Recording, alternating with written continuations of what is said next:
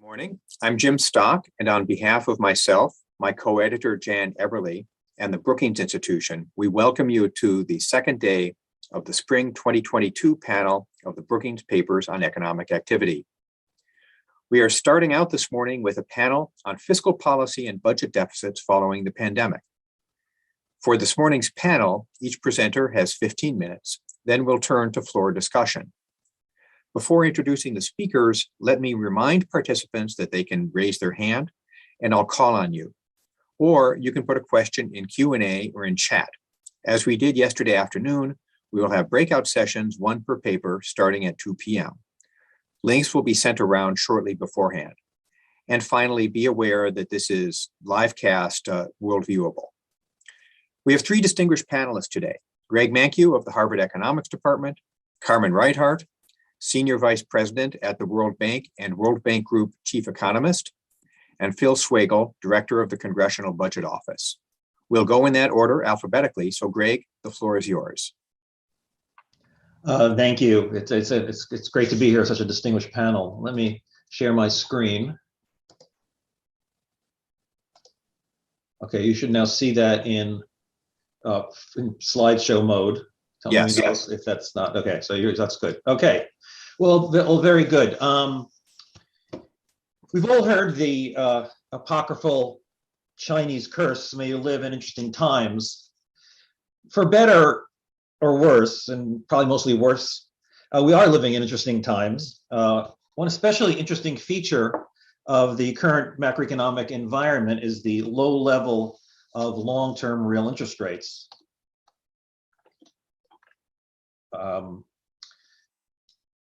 The average historical return on bonds over the past century is between 250 and 300 basis points, 2.5 to 3 percentage points. And that's roughly where real yields were in the mid-1990s.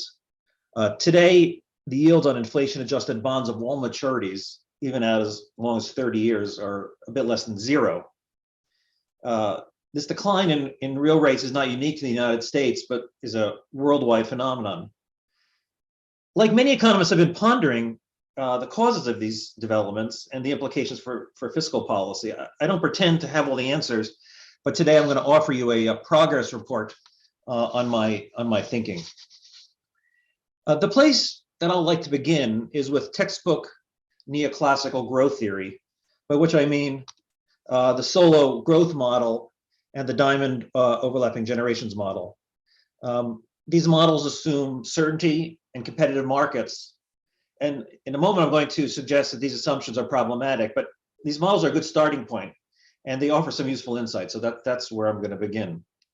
I'm going to assume that people here are familiar with these models. We've probably all taught these at some point in undergraduate and graduate courses. So I'm going to assume you're familiar with the diamond model and the solo model. Using conventional notation and assuming a Cobb-Douglas production function, the steady state real interest rate in the solo model is given by this equation, where again, the notation is standard. Alpha is the capital's exponent, the Cobb-Douglas production function, N is the rate of population growth, G is the rate of labor augmenting technological change, delta is the depreciation rate, and S is the gross saving rate. This equation follows immediately from the model steady state condition and the equality of the real interest rate with the net marginal product of capital. Now, one nice thing about this equation is this allows us to glean how various changes in the economic environment affect the equilibrium real interest rate. For example, some economists have suggested that the saving rate has increased because rising inequality has shifted some income toward households with higher propensities to save. Others have suggested that the world is experiencing a saving glut due to rapid growth in high saving economies such as China. Whatever the reason, other things being equal, as this equation shows, a higher saving rate depresses the real interest rate. So how big is this effect? Well, we can basically just differentiate this equation and yield the following equation, which shows you how the interest rate responds to changes in the saving rate. Now I'm going to calibrate this model, sort of what I think is sort of standard kind of numbers. I'm going to set alpha equal to 1/3. That's the capital share, The rate of population growth is 1%. The rate of technological change is 2%. The depreciation rate is 5%, and the gross saving rate is 24%. Now, based on these numbers, this equation says that each additional percentage point in saving reduces the steady state real interest rate by 46 basis points, and that's the 0.46 you see at the end of the slide here. Now, if we look at World Bank data on the gross saving rate, it goes back to 1982, but it shows a very clear upward trend. The world saving averaged 26.4% during the most recent decade before the COVID-19 pandemic, compared to 24.1% from 82 to 91. Now, the world's net saving rate, which I'm not going to show you here, but I did look at, for which the World Bank reports data going back to 1975, also shows us an upward trend. It averaged 9.2% in the latter half of that period, and compared to 7.4% in the first half. So based on these numbers, it looks like the world saving rate increased by about 2 percentage points. And so if you take my derivative that I showed you earlier, that suggests that a 2 percentage point increase in the saving rate can reduce the real interest rate by about 92 basis points. Another economic development, however, is even more important, and that is that the growth rate represented in the Solo model by N plus G has also declined in recent years, and that's in part due to lower population growth and in part due to a lower rate of productivity growth. But as in Solo model, N and G enter symmetrically. Once again, the Solo model gives a precise answer about how much this change should affect a steady state interest rate. And this is, again, just differentiating that steady state interest rate in the Solo model. A decline in the growth rate of 1 percentage point reduces the real interest rate by alpha over S percentage points, which, using my calibrated numbers, is 139 basis points. Now, this effect goes a long way toward explaining the decline in real interest rates that we've observed. This shows you sort of world growth rates, again, from the World Bank. And you see that in the most recent period, and I'm excluding 2020, by the way, because the pandemic is obviously unusual in a lot of ways. But in the most recent 20 years, you had growth rate of about 3.1% compared to 4.5% in the 20 years at the beginning of the sample.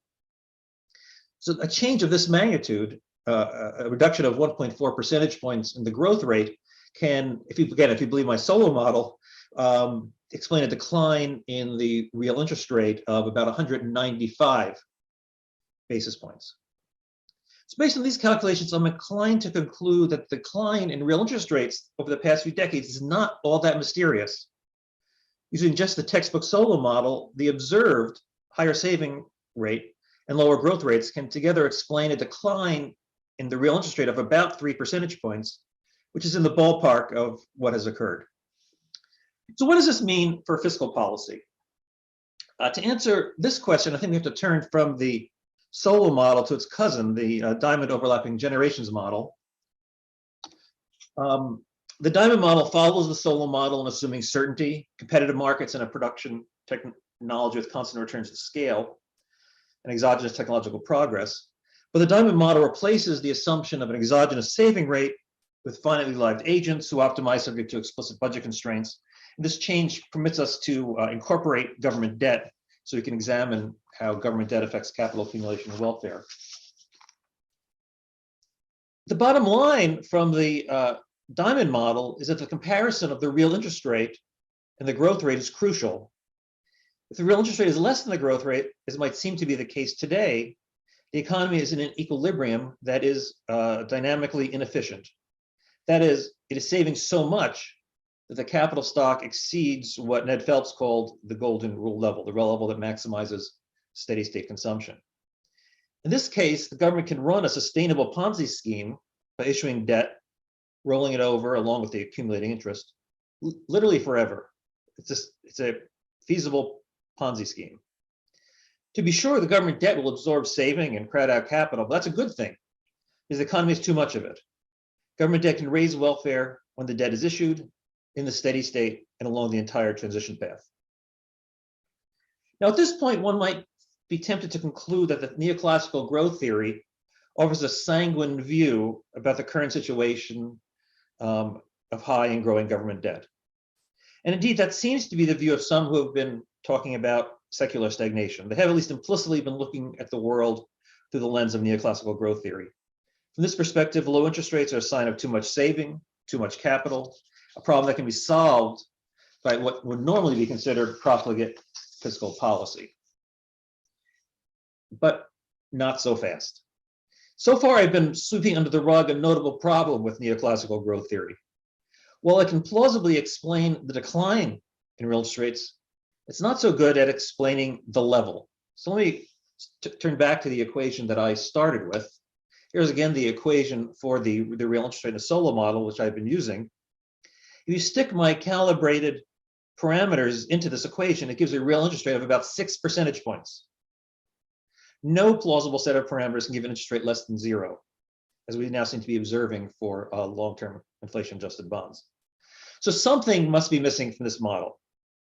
In fact, I think there are 2 things that are missing: risk and market power. Those are the 2 things I want to turn to next. Let me first consider risk. In the Diamond model, the real interest rate on government bonds equals the net marginal product of capital. But that's not true in the world. Government bonds are safe, whereas growth and capital ownership are risky. A risk premium separates the rate of return on assets from the return of safe assets like government bonds from the return on capital. Now, there's a small literature that re-examines the issues of dynamic efficiency, capital accumulation, government debt in environments with uncertainty. I wrote a paper on this topic many years ago with Andy Abel, Larry Summers, and Dick Zeckhauser. And then I wrote another one with Larry Ball and Doug Elmendorf. Recently, Olivier Blanchard's BPEA presidential address has renewed interest in the subject. And I don't think this literature has come close to resolving all the issues, but let me summarize what I believe to be true when you add risk to these models. First, comparing an economy's growth rate with its safe interest rate doesn't reveal anything about dynamic efficiency. Uncertainty generates a risk premium. That risk premium depresses the safe interest rate. Economies that are efficient in every way can have very low safe rates if risk and risk aversion are high enough. Second, judging the efficiency of capital accumulation is harder in economies with uncertainty, but it's not impossible. Abel, Summers, Zeckhauser, and I proposed a criteria for overlapping generations models with uncertainty, and our criteria basically said that if the cash flow earned by capital always exceeds the cash flow used for capital investment, the economy is efficient. And that criteria, we argued, appears to be satisfied in actual economies. Third, if the government in a dynamically efficient economy observes a safe low safe interest rate, and tries to run a Ponzi scheme by rolling over debt forever, it's basically undertaking a gamble. The policy will probably work, but it might not. And the circumstances in which it fails are particularly dire.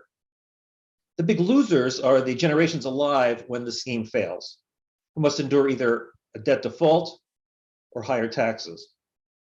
The failure is especially painful because it occurs in a state of the world with high marginal utility of consumption because of extraordinarily low growth. A government running a Ponzi scheme with debt is like a homeowner canceling his fire insurance to save money, or an investor selling deep out of the money puts.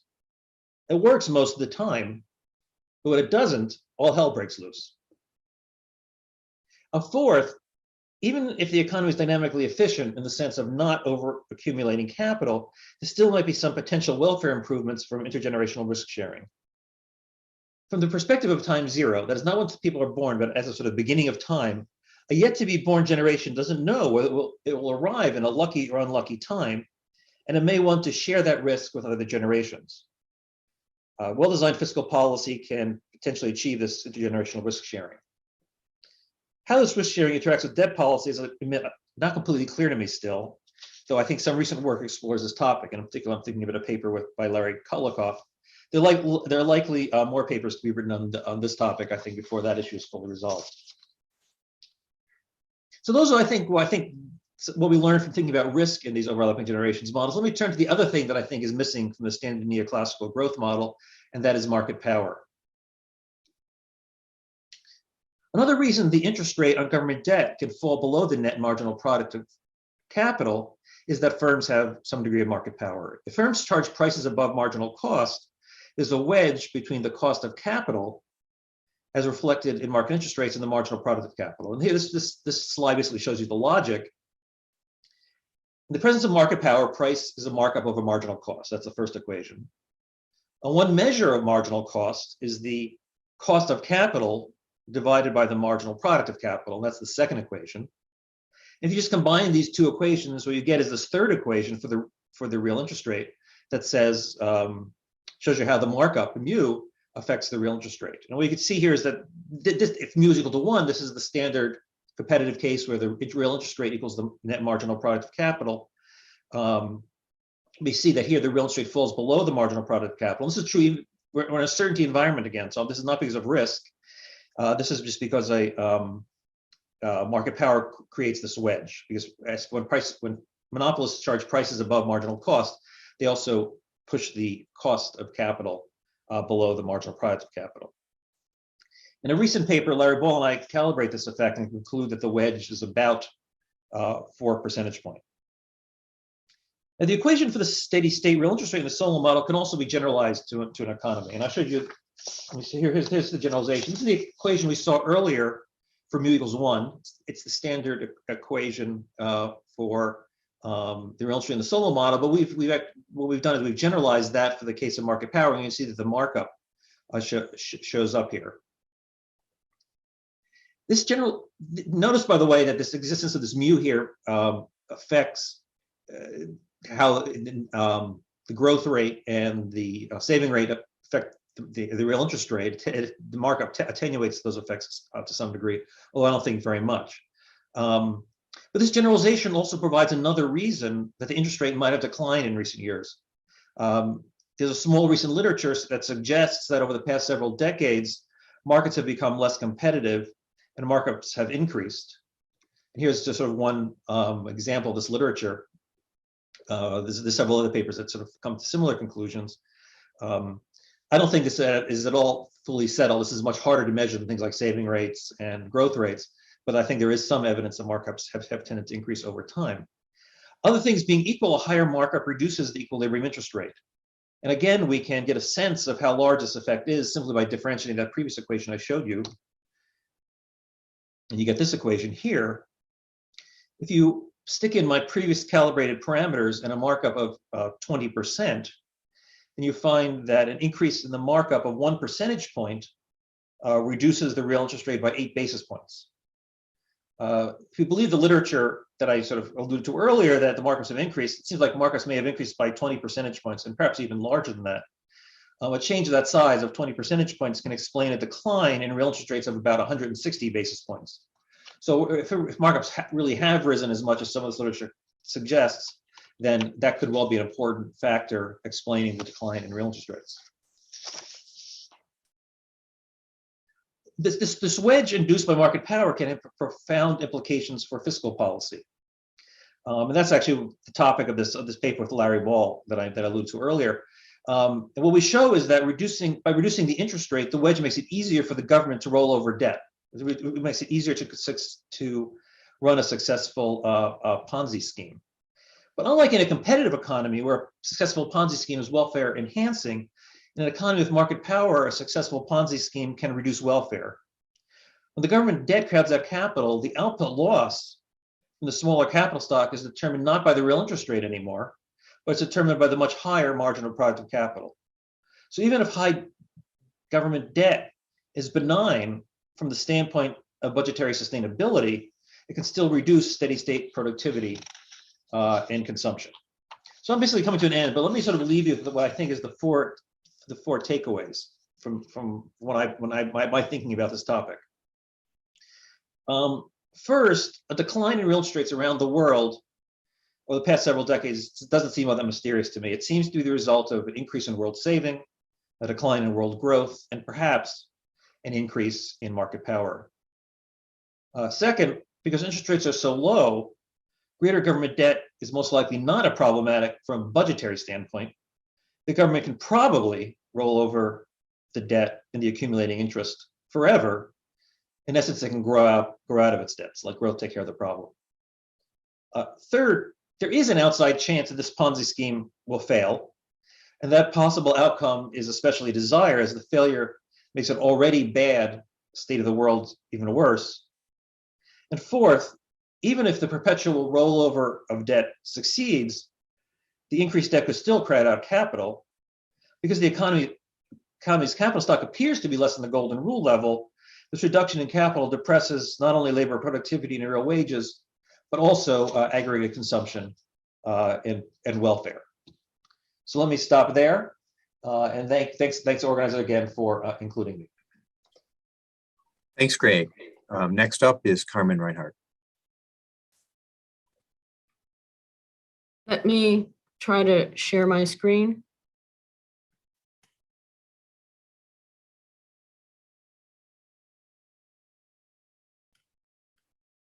Can you all see this? Yes. Very good. So actually, I'm going to, I think, follow up very nicely with on Greg's remarks. Two sort of strands in my comments are going to be the US in a broader context of the advanced economies.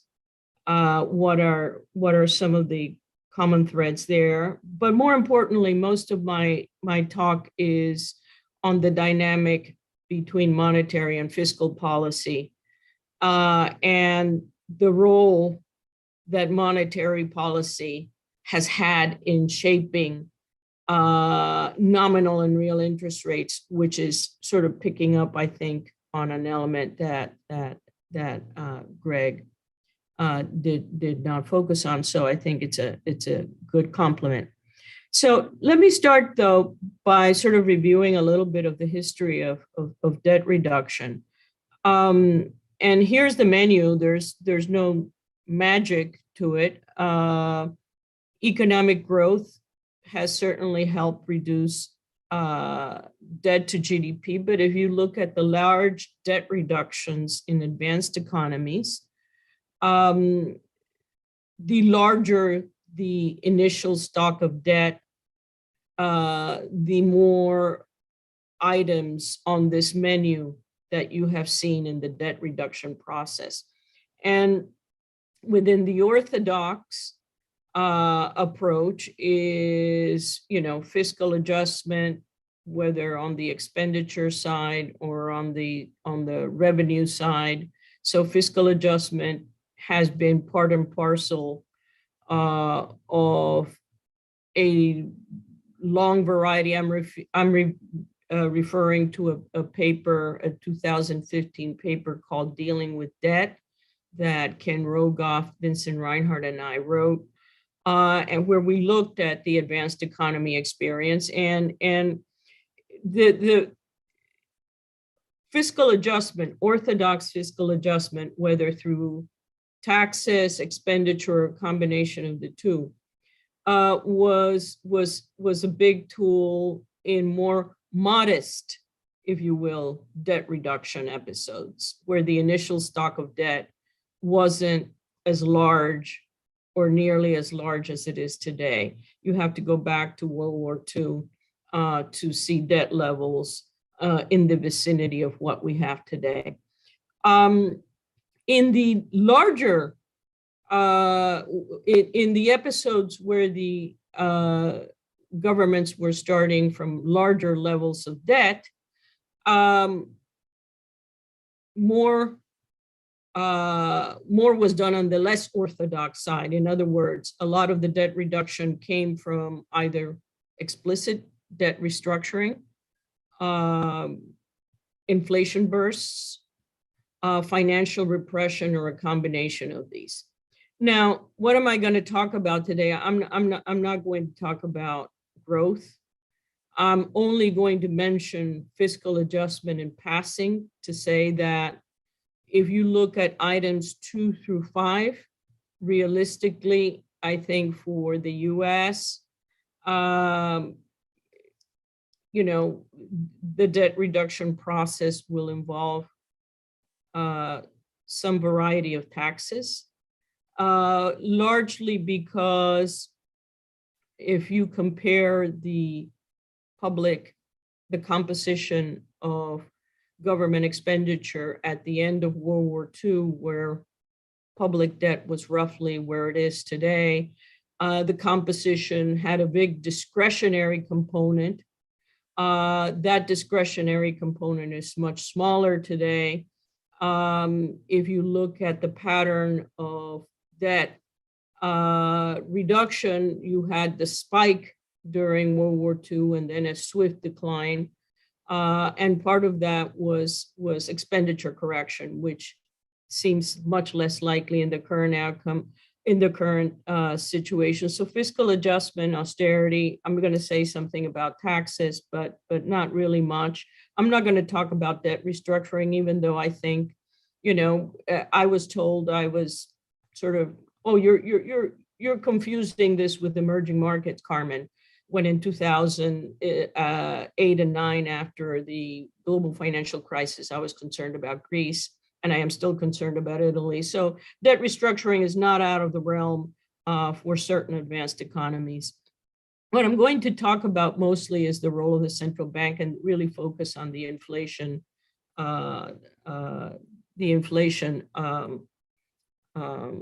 interaction with fiscal policy and with debt. But on the revenue side, I made this sort of blunt statement that I think it is hard to imagine that debt reduction will not involve some combination of higher taxes, including the inflation tax. Just as to illustrate, this figure shows, this is from the World Economic Outlook of the IMF. It shows general government debt as a percent of general government revenue. The bars are the advanced economies, all the advanced economies. Now, the advanced economies in the IMF definition includes smaller countries, you know, like Luxembourg and, you know, so, but the dashed red line is the G7, and then the solid line is the US. And, you know, I would note that the only two countries that have higher debt to revenue ratios are Japan and Greece. Hence my expectation that I have no preferred timing, but that I think more taxes are coming. What I'd like to do really in the bulk of my remaining time is talk about the important role monetary policy has played in more than a decade now in keeping interest rates low. I think, you know, Greg did a fabulous job in reminding us of all the real factors, the role of saving, you know, the role of the kinds of real factors, if you will, that we think about as influencing real interest rates. What I'm going to talk about is, I think, very often underplayed, grossly underplayed in the discussion of why interest rates have been so low for so long.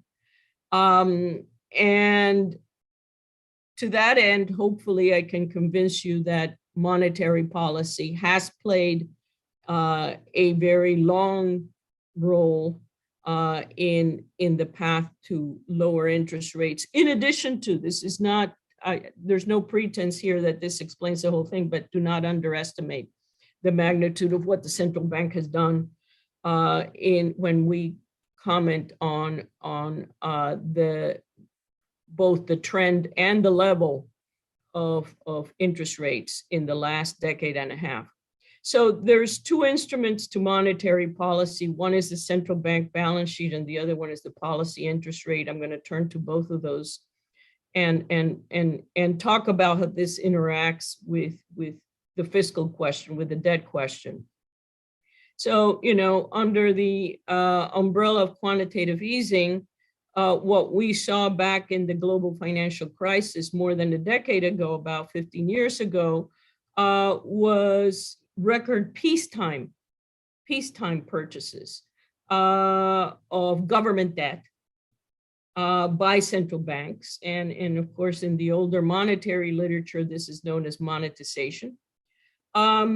What we then saw is some very gradual and modest efforts to shrink the size of those balance sheets, but they never really approached their pre-global financial crisis levels.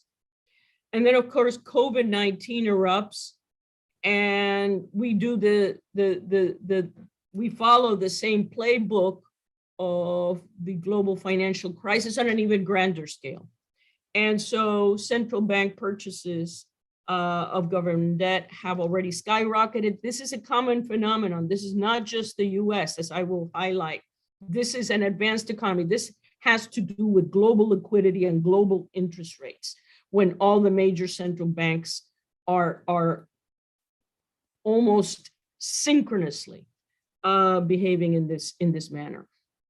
The other salient feature is, of course, the sustained negative short-term interest rates, not just low, sustained negative short-term interest rates in the US and in other advanced economies. And the ratchet effect of interest rates is not quite as dramatic as the ratchet effect in balance sheet, but it's there, the downward step. Now, I would point out that 2008 to the present, I have here 2001 because I'm using annual data in my, but 2008 to the present is the longest spell of negative real interest rates at a global financial center since the late 1700s. And let me turn to that, and then I'll back up just on that note. Here are the 4 episodes of sustained negative real interest rates: World War I, World War II, the OPEC oil shock of the 1970s, and the global financial crisis and COVID. So a common element in those 4 episodes is that the central bank was financing copiously the debt issuance of the government. And the outcome in that, this is an extremely small sample because we don't have many episodes of sustained negative real interest rates like the one we've been living through, but you can see from the other 3 episodes, the average inflation rate during those episodes was significantly above the long-term median or the long-term trend. Back to the balance sheets.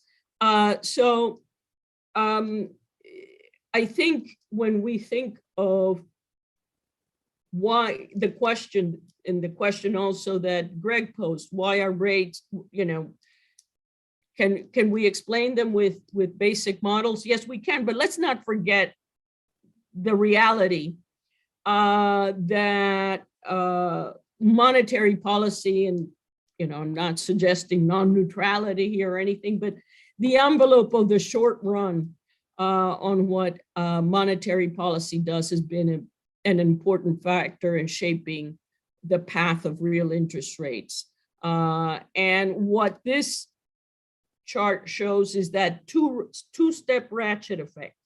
The first scaling up of central bank balance sheets during the global financial crisis, and the second even larger ratcheting up of central bank balance sheet during the COVID pandemic leaves central banks with the highest levels of government debt in their balance sheet than they've had in the case of the other countries, I really can't say for certain. I don't have time series before 1989, but I suspect you have to go back to World War II to see anything akin to this. If you look, because debt has been rising, if you look at the central bank balance sheet holdings of government securities, because public debt has been rising, as a percent of GDP, it's even larger. And by the way, I would note that these figures are under a lower bound for the European countries because it only includes the home country central bank. It does not include the debt held by the ECB.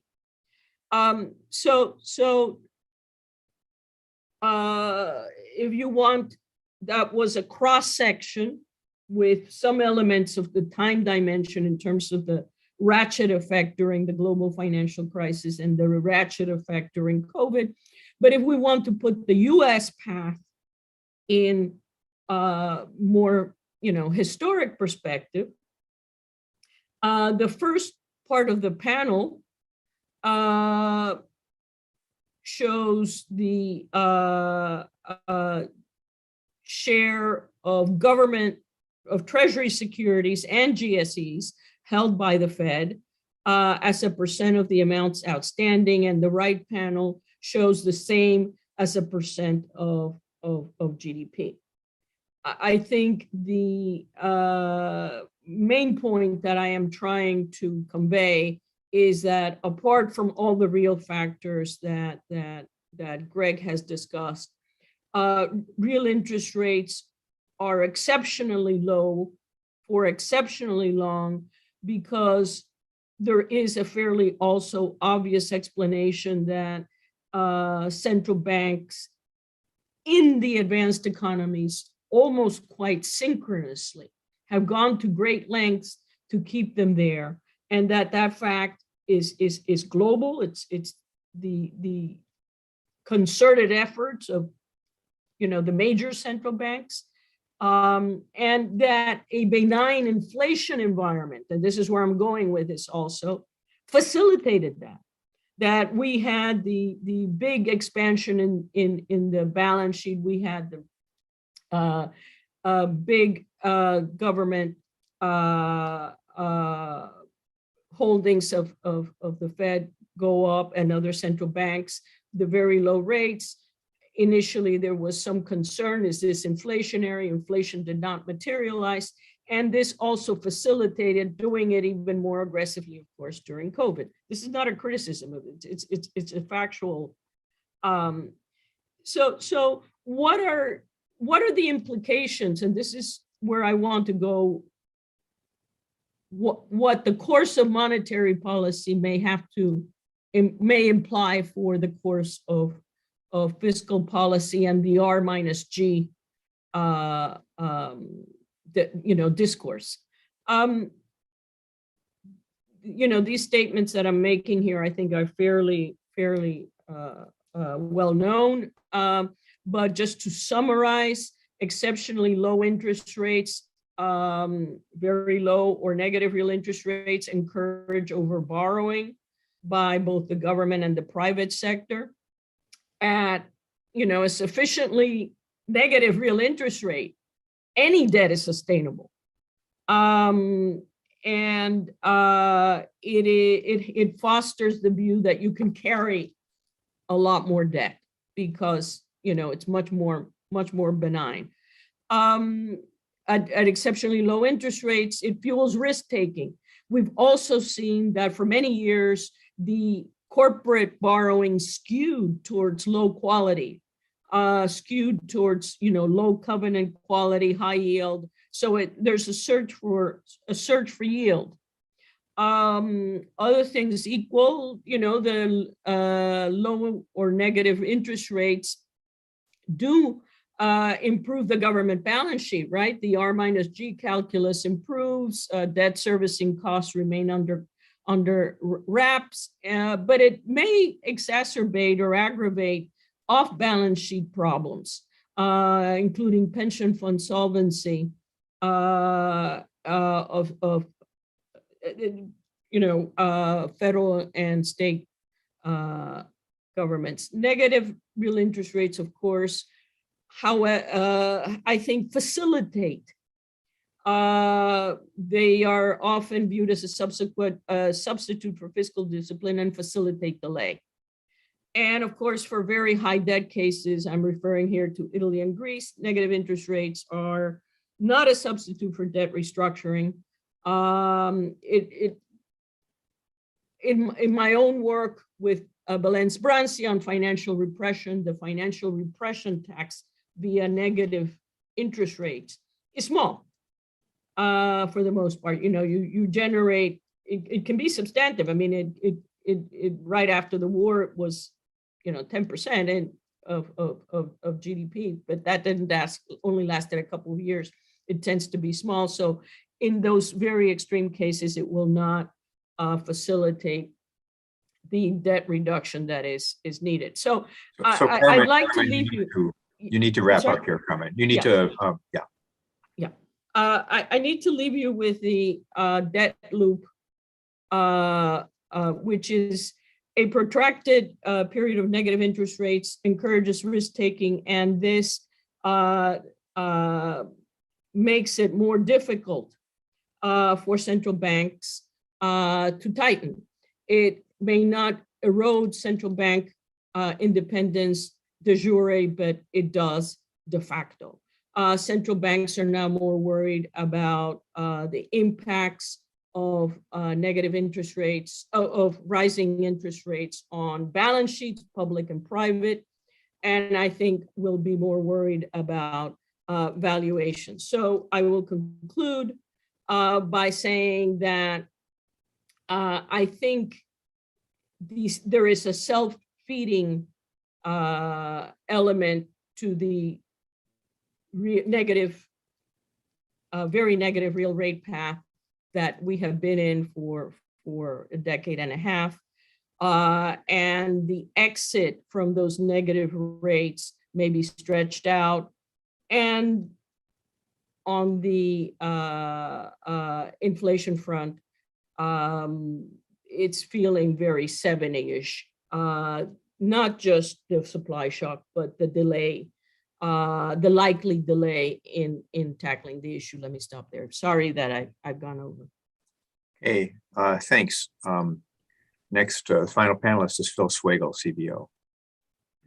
Great, thanks, Jim. Thanks so much. And I think the team at Brookings is going to post and control my slides. Wonderful, thank you so much. So I'm going to focus here on the implications of higher interest rates for the fiscal situation. So in some ways, this will be the reverse of Greg and related, of course, to Carmen's excellent presentation. And of course, as you can imagine, CBO has received questions from many members of Congress about the fiscal implications of higher inflation and higher interest rates. And so the work I'm presenting here is a part of our continuing efforts to provide information in response to those concerns. So go ahead and please go to the next slide.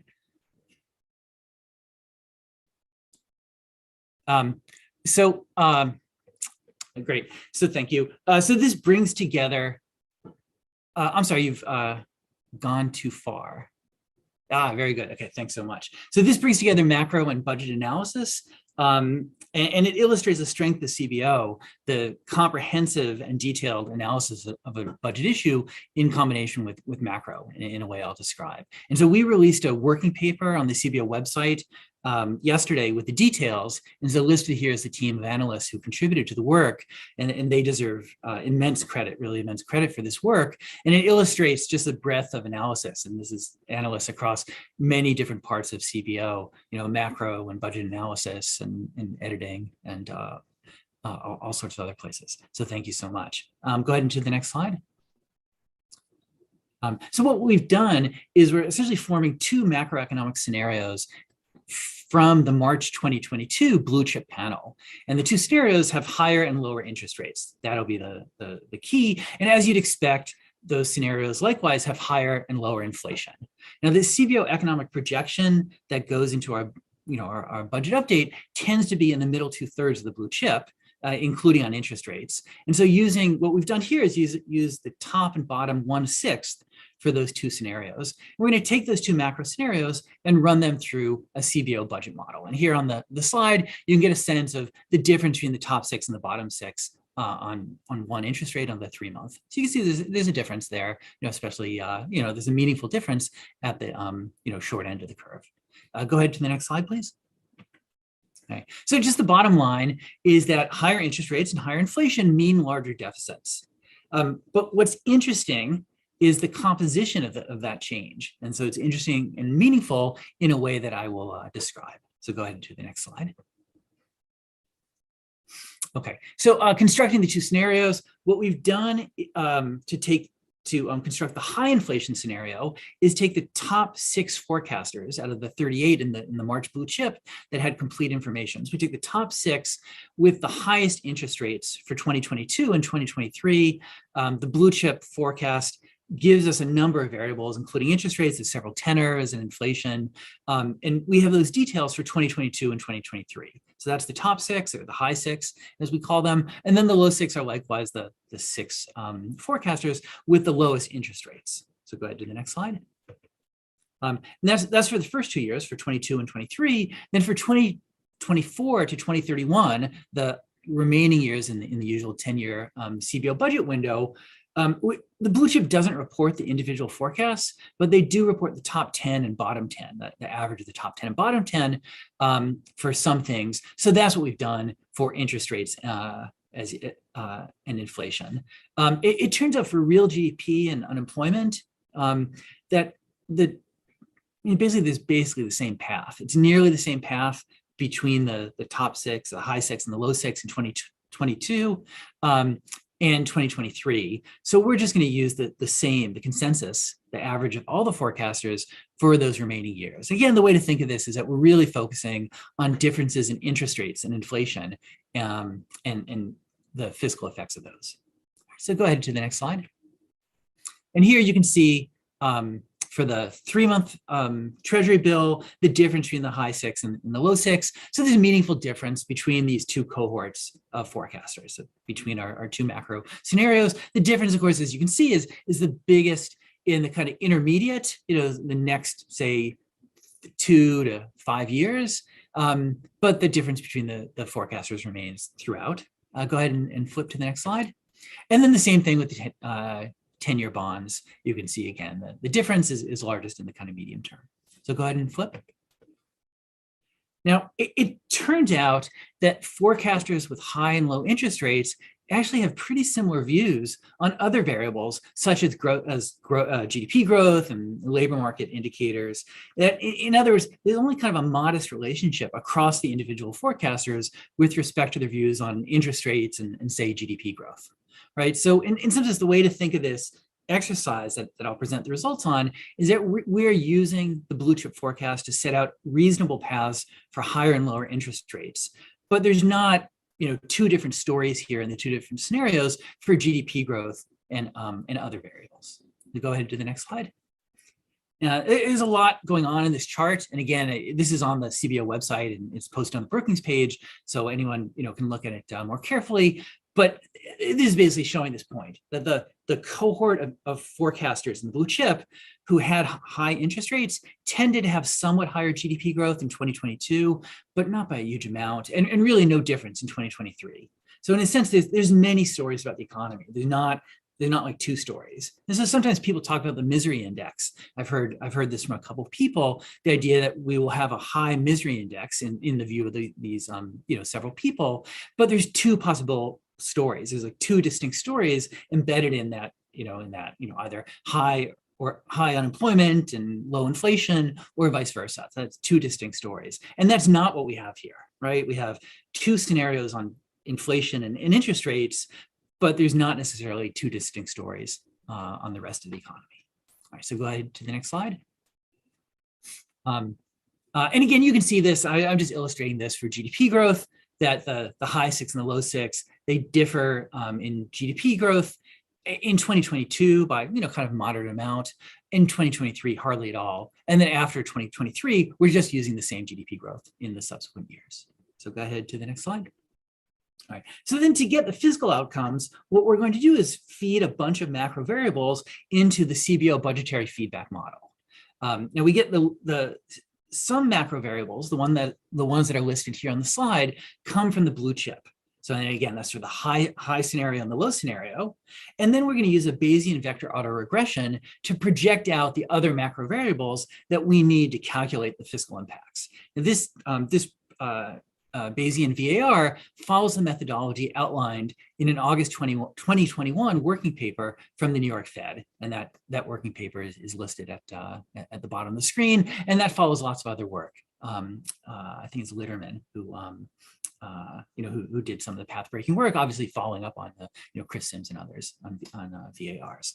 And on the CBO website, we've published an XLS file that provides all the data used here, including all the data used in all the charts that you're seeing. Okay, so go ahead and flip to the next slide. And then here you can see the inflation series for the two, the two scenarios. And as you'd expect, there's the expected relationship between the inflation and interest rates in the high 6 and the low 6 cohorts. The cohort with relatively high interest rate forecast also has somewhat higher inflation forecast as well. So this is, again, the top 6 and bottom 6 for 2022 and 2023. And then after that, it's the average of the top 10 and bottom 10. Okay, go ahead to the next slide. Okay. So, intuitively, the way to think about the use of the Bayesian VAR is that it's a way to project out some of the macroeconomic variables that are needed as inputs to the CBO budgetary feedback model. And in a sense, these projections are based on historical relationships, right? We have some macro variables from the blue chip, and then we're using the BVAR to impute the missing variables. So think of it just to, take an example. We have a 3-month interest rate from the blue chip.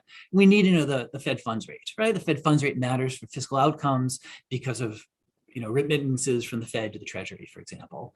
There's a historical relationship between the 3-month T-bill and the Fed funds rate. And the BVAR provides a methodology basically to use that historical relationship to impute the Fed funds rate. And is likewise for the other variables that are listed here on these slides. Go ahead to the next page. And then again, the point of this is to generate the macro variables for the two scenarios that we need then to feed into the CBO budgetary feedback model. And the model is described in a 2020 CBO working paper that's cited at the bottom of the screen here. And so think of the budgetary feedback model as a way to calculate the fiscal impact of different macro scenarios, right? There's equations in that model for revenue and for non-interest spending with considerable detail. In some senses, it's not the full-blown CBO baseline where, we would do for the budget update we do a couple times a year, that full-blown baseline is calculated from the bottom up, and sort of the rest of the fourth floor here, the Ford House office building, is 275 people who are experts on every line in the federal budget. And that's how we would generate the full-blown baseline update. This is like a shortcut to say, okay, the macro situation changes, how does that feed through into the fiscal situation? Now, so for some elements of what we're doing here in this presentation, we actually use more detailed methods than the budgetary feedback model. So for discretionary spending, we follow the method of the CBO budget outlook, and that's actually dictated by statute. For Social Security, we use the full-blown CBO Social Security framework, based on a micro sim. And then for net interest payments, which is going to turn out to be key, we use the full detail of the CBO budget update. So we look at the composition of the Treasury debt, and then the CBO has a methodology for projecting forward the Treasury's debt issuance, the composition of Treasury issuance, depending on deficits and the financing needs and maturing issues and so on. Okay, and we're going to do this again for both scenarios, for the high 6 and the low 6 scenarios. So go ahead and flip to the next slide.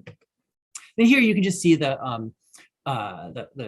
deficit in, the y-axis, of course, is trillions of dollars. This is from the July 2021 budget update, which is the last one we did. Essentially, we didn't do the normal January update. Essentially, all the people who would have been working on that we're busy with Build Back Better and other things. I expect that we'll have a budget update in May. It could be late May, but I expect we'll have a budget update then.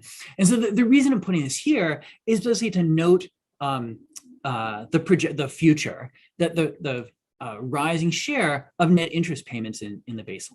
Now, this is with pretty moderate increases in interest rates, right? Again, this is the CBO, this is the budget update of last July. The macro forecast from that was done last March, last April, and so it had pretty moderate interest rates. And at the time, we were at the high end of the consensus of inflation, and obviously inflation has been much higher than consensus. Go ahead to the next slide. Good. Okay. And then here you can see the calculation that results. Again, this is coming out of the budgetary feedback model, feeding the BVAR into the budgetary feedback model. And then we get deficits. A couple of things, of course, you can see the fiscal withdrawal that's under current law from the 2021 deficit. This is the y-axis is in trillions of dollars. So there's a considerable fiscal withdrawal under current law. And obviously that could change if new laws are enacted, but this is under current law. And then you can see a wider deficit under both scenarios. And of course, as you'd expect, a more pronounced widening of the deficit with the high interest rate scenario. Okay, go ahead to the next slide. Now, let's look at the difference between the two scenarios over the 10-year budget window. So this is in trillions of dollars over 10 years. And what's interesting is that revenue and non-interest spending essentially move in tandem. So higher inflation higher inflation, especially higher interest rates also, but higher inflation means more revenue, again, these are just nominal dollars, and also more non-interest spending. And the tax code is, important parts of the tax code are indexed to inflation, but with a lag, and, obviously nominal nominal income rises with inflation, nominal GDP goes up, and then vice versa, I guess correspondingly, there's lots of spending that is effectively indexed to inflation. So what's interesting though is the non-interest spending increases. So that in some sense, that's the key, that the key to the fiscal impact is what's happening with interest rates and the interest spending. So that's what rises sharply. Go ahead to the next slide. And here you can see that, again, now the y-axis is a percent of GDP. So think of this as the flow burden of the debt. And of course, what's interesting, as I said before, is that nominal GDP is rising with inflation. And so the initial period, the 22 and 23, you see the flow burden either flat or diminishing, with the high and low inflation, that there's a lag. And so this is, of course, the composition of the debt matters. It takes time for treasuries to turn over. Some of the maturing 30-year treasury bonds have some pretty high interest rates. And so even in the high 6 scenario, right, that's not immediately kicking into gear with higher net interest spending, but over time, that's what we get. And so even though nominal GDP is rising, the net interest burden, the flow burden, is rising as well, and that's outpacing nominal GDP. So the carrying cost of the debt relative to GDP is rising. Go ahead and flip to the next slide. Okay. The stock measure, so the debt to GDP, is interesting. It actually declines. And so I'll talk about the high 6 scenario, right? We have nominal GDP rising with higher inflation. And this increase in GDP is more than the increase in nominal debt. And then analogously for low 6 is somewhat surprising. It's discussed more in detail in the working paper. So go ahead and flip to the next slide. So this is my last slide. And in some sense, this is all the familiar impact of higher inflation, right? In both scenarios, the increase in nominal GDP outruns the debt. And the debt is largely fixed. It is largely in fixed interest rates, right? Not entirely. There's some tips, and of course, the debt matures over time. Inflation erodes the debt relative to GDP. So even while increasing the flow burden, the stock burden, in a sense, goes down. Now, one other thing is important to note, and sort of you're looking carefully at y-axes, you could have seen this, is that in the blue chip forecast, inflation rises by more than interest rates in the first several years. So the real interest rate declines even in the high 6 scenario. And one can imagine a different scenario with a hard, sort of hard landing scenario, and then in that hard landing scenario, there'd be higher interest rates. So interest rates would be up and GDP would go down. And so then both the numerator and the denominator, the fiscal burden, would be getting worse. And obviously that's not shown here. And the other thing that's not shown here, of course, is the welfare cost of higher inflation, which I know Greg and Carmen alluded to. And I think we've learned that there is a welfare cost to that. We've certainly learned that over the last year. So just the takeaway is that the fiscal risk is in higher net interest payments, right? That's the risk coming about from higher inflation and higher interest rates. So I'll stop there. Okay, thanks, Phil. Those were fascinating calculations. Let's turn straight to, we don't have as much time left as scheduled, so let's turn straight to the floor. So first in line is Olivier Blanchard. Thanks. This is clearly a topic close to my heart. I've put my thoughts in a book which will come out later this year. But quick remarks on each of the three speakers. I agree very much with Greg. I'm always impressed by how elegant his simple algebra is, but it's very deep and useful. I think he is right that we don't know whether we're really into dynamic inefficiency or dynamic efficiency. There are so many distortions which matter that we basically don't know. I think it's safe to say that the welfare cost of debt is probably lower than it was in the past. That just, I think, is a reasonable statement. So that is not good, but it's not catastrophic in the same way as it could have been. I think what Greg completely left out is, okay, so when do we want to use debt?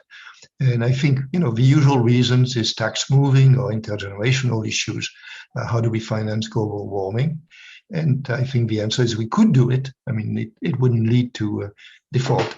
And then the element that he left out is the zero lower bound or the effective lower bound, which is that we may have to use it just to sustain demand because the interest rate which is needed is extremely low and the central bank cannot achieve it. So I think he gave half of the argument, not the other half. On Carmen, I completely disagree with Carmen. Carmen has a view that the decrease in real rates is largely due to monetary policy. And it seems to me that just as it flies in the face of facts, the decrease in interest rates, real interest rates, started long before we did QE, long before we had the financial crisis, long before the COVID. And yes, I agree that QE probably allowed banks to get a lower de facto real interest rate, but the causality is from real factors to the rate, not monetary policy. The other remark is QE is not monetization in the usual sense. It is a swap of two liabilities. One is bonds and the other is interest-paying central bank reserves.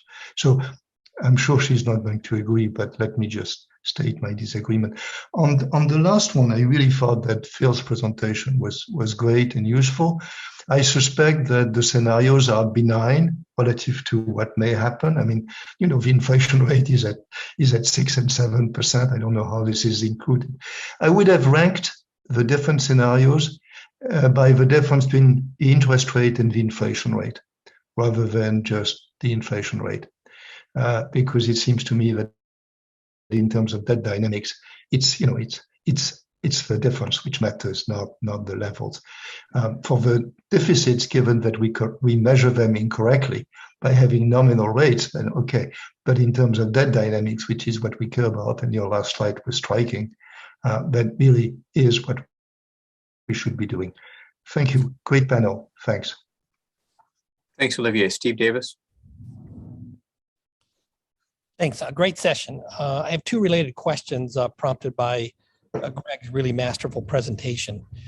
Safe government debt provides a convenience yield for many holders in the form of collateral that supports other transactions. So should we use the total return inclusive of the convenience yield when evaluating the long-term forces that determine safe real interest rates? Is that another missing factor of the neoclassical model? And second, and here I'm just genuinely ignorant, have convenience yields risen enough in recent decades to account for much of the decline in the pecuniary return on safe government debt? Okay, thanks, Steve. Austin Goolsbee. I was struck in Greg's presentation that you kind of take the savings glut. It's basically the savings glut view that there's a big rise in savings and there's not a ton of investment opportunities, and that's why the rate is low. If you think the savings glut is caused by financial repression in places like China or big emerging markets, the risk that the savings rate goes down and drives the interest rate up seems like a pretty substantial risk, or at least something we should think about as a scenario for what happens to the debt.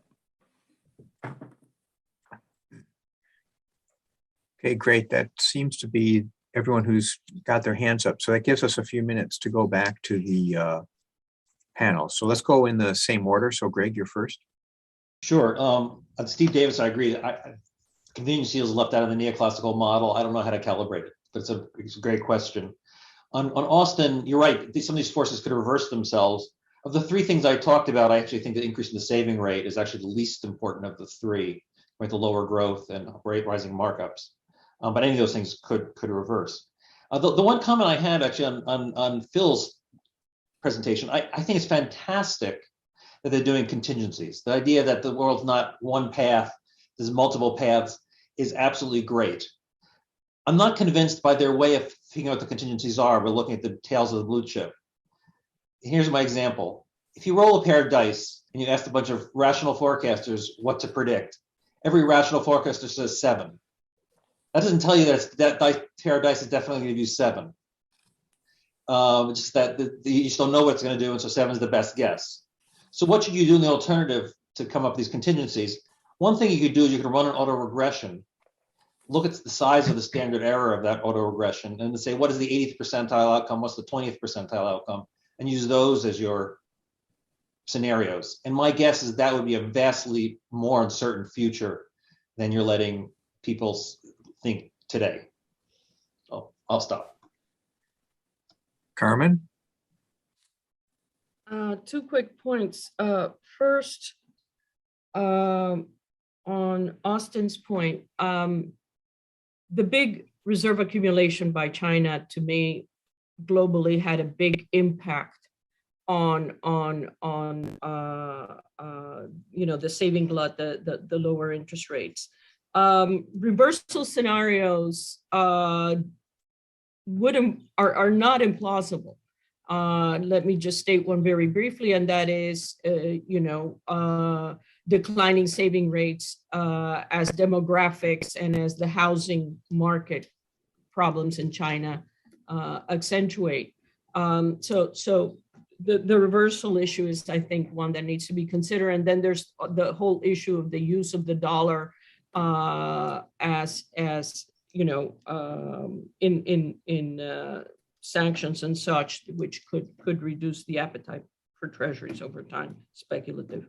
On Olivier's point, I love to disagree with you, Olivia.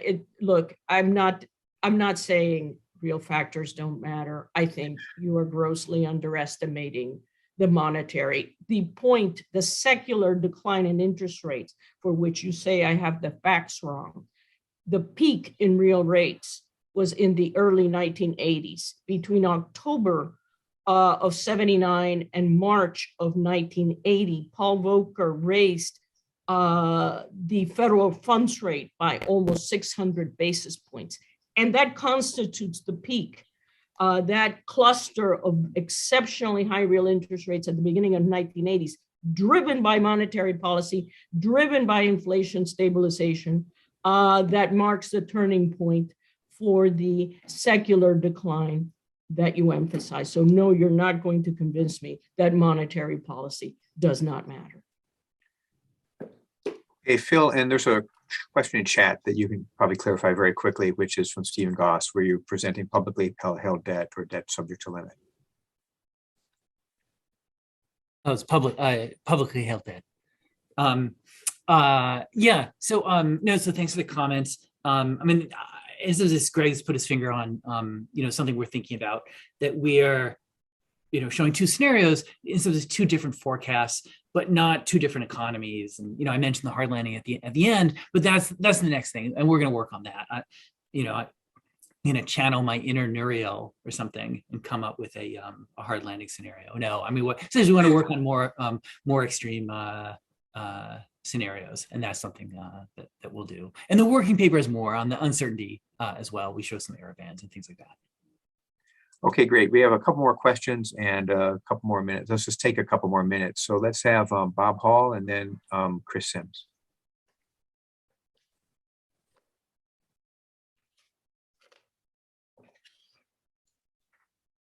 Bob, you there? Unmute. Okay, here we go. Is that good? Yep.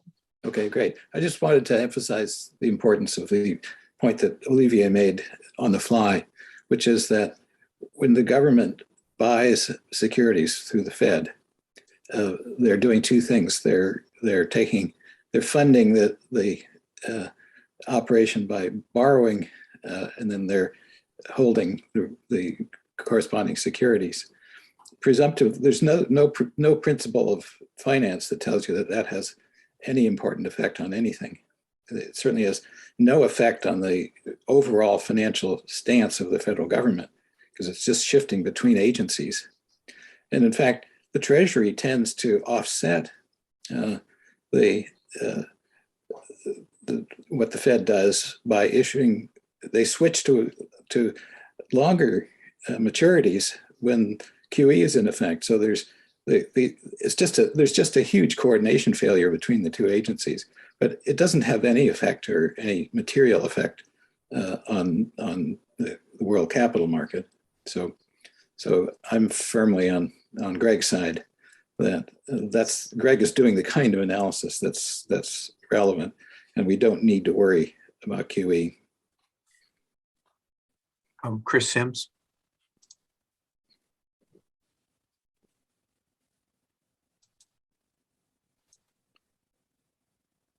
Okay.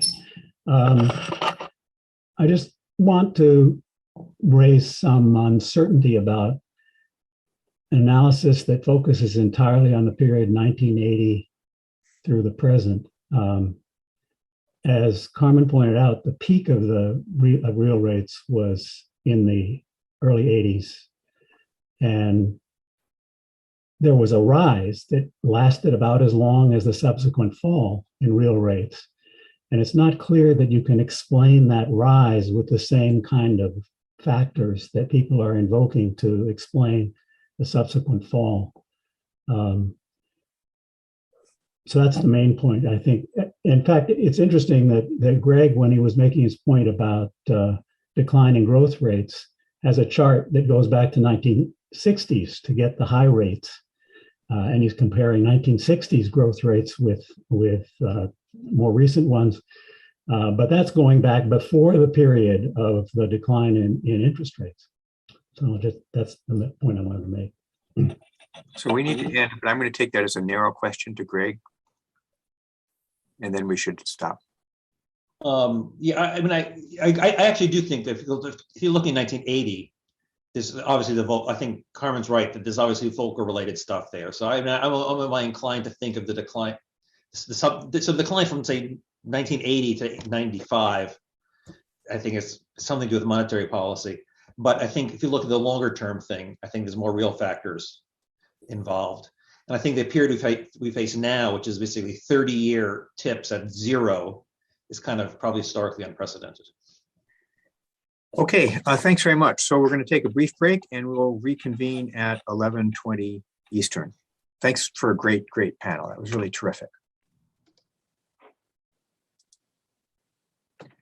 Okay, great. Well, welcome back. And we have a paper coming up by John Fitzgerald and Robert Moffat. So it's the presentations are 15 minutes and then the discussants each get 12 minutes. So without further ado, let's get started. And Robert Moffat is presenting. Papers on the supplemental expenditure poverty measures. Okay, let me try to share my screen here and do slideshow. Okay, Does it look okay? Yep, looks good. Okay. Okay, thanks. So first of all, I'd like to thank Jan and Jim for accepting this presentation today. Looking forward to it.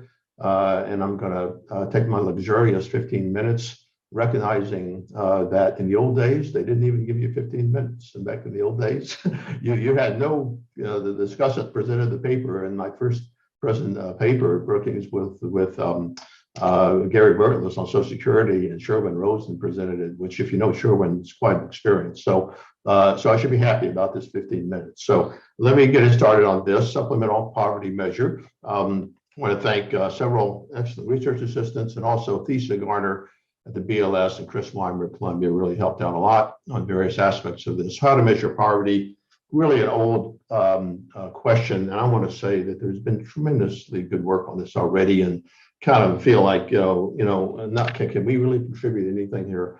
Going back to 1995, when the National Academy of Sciences panel, an all-star cast of economists and policymakers.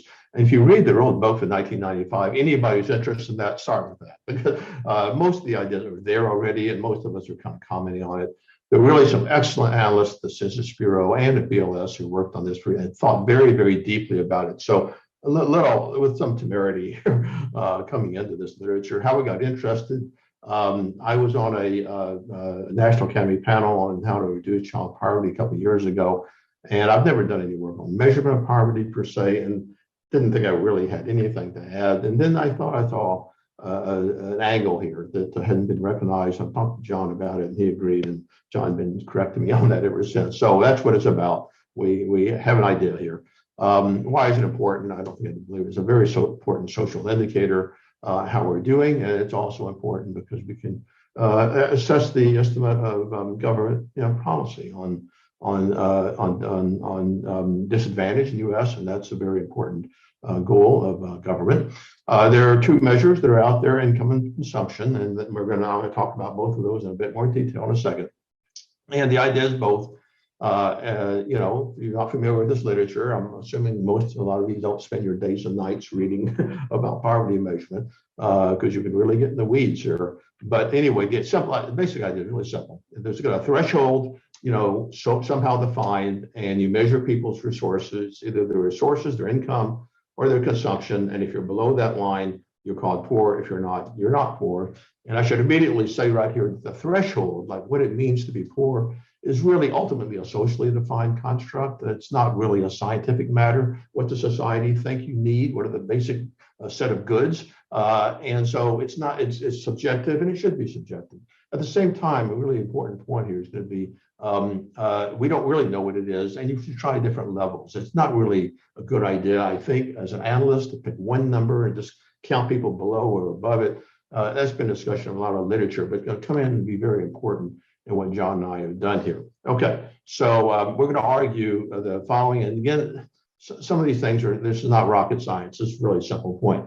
If there's any transferring resources, if people transfer resources from the past to the current period, or from the future to the current period, then using any current measure only and not taking into account the possibility of that transference is going to get it wrong. And it's a real simple point. So I think that there's a conventional view out there that people don't do that. They have no assets, no borrowing. They're completely liquidity constrained. And all you need to look at is the current period. And so there's an empirical question there, and people can disagree on that. And reasonable people can disagree on that. We're going to argue that you should take it into account. It is not so small you should ignore it as most of the existing poverty measures do. So we'll get into that. So our third measure, in fact, does take into account this possible shifting of resources. That people do have a potential to save and bring resources from the past and the present, and they all have a potential to bring resources from the future into the current period. They do that. In fact, low-income families do that. There's an empirical question, but they do it, and so we want a measure that does take that into account. And we also argue that spending is a better measure of resources. And I want to make a point, and we're going to have a resources measure. What's the potential here? It's not realized consumption that we're going to calculate. And we're going to argue, though, that actual spending is the first best approximation of resources. If you observe somebody spending $2,000 a month and in cash, Well, they had that cash. They could have used that to buy what we call the minimum bundle, whatever society defines as those minimum set of goods that you need to buy to not be poor. So let's just start with that. See how much money people are actually spending and count that as your resources.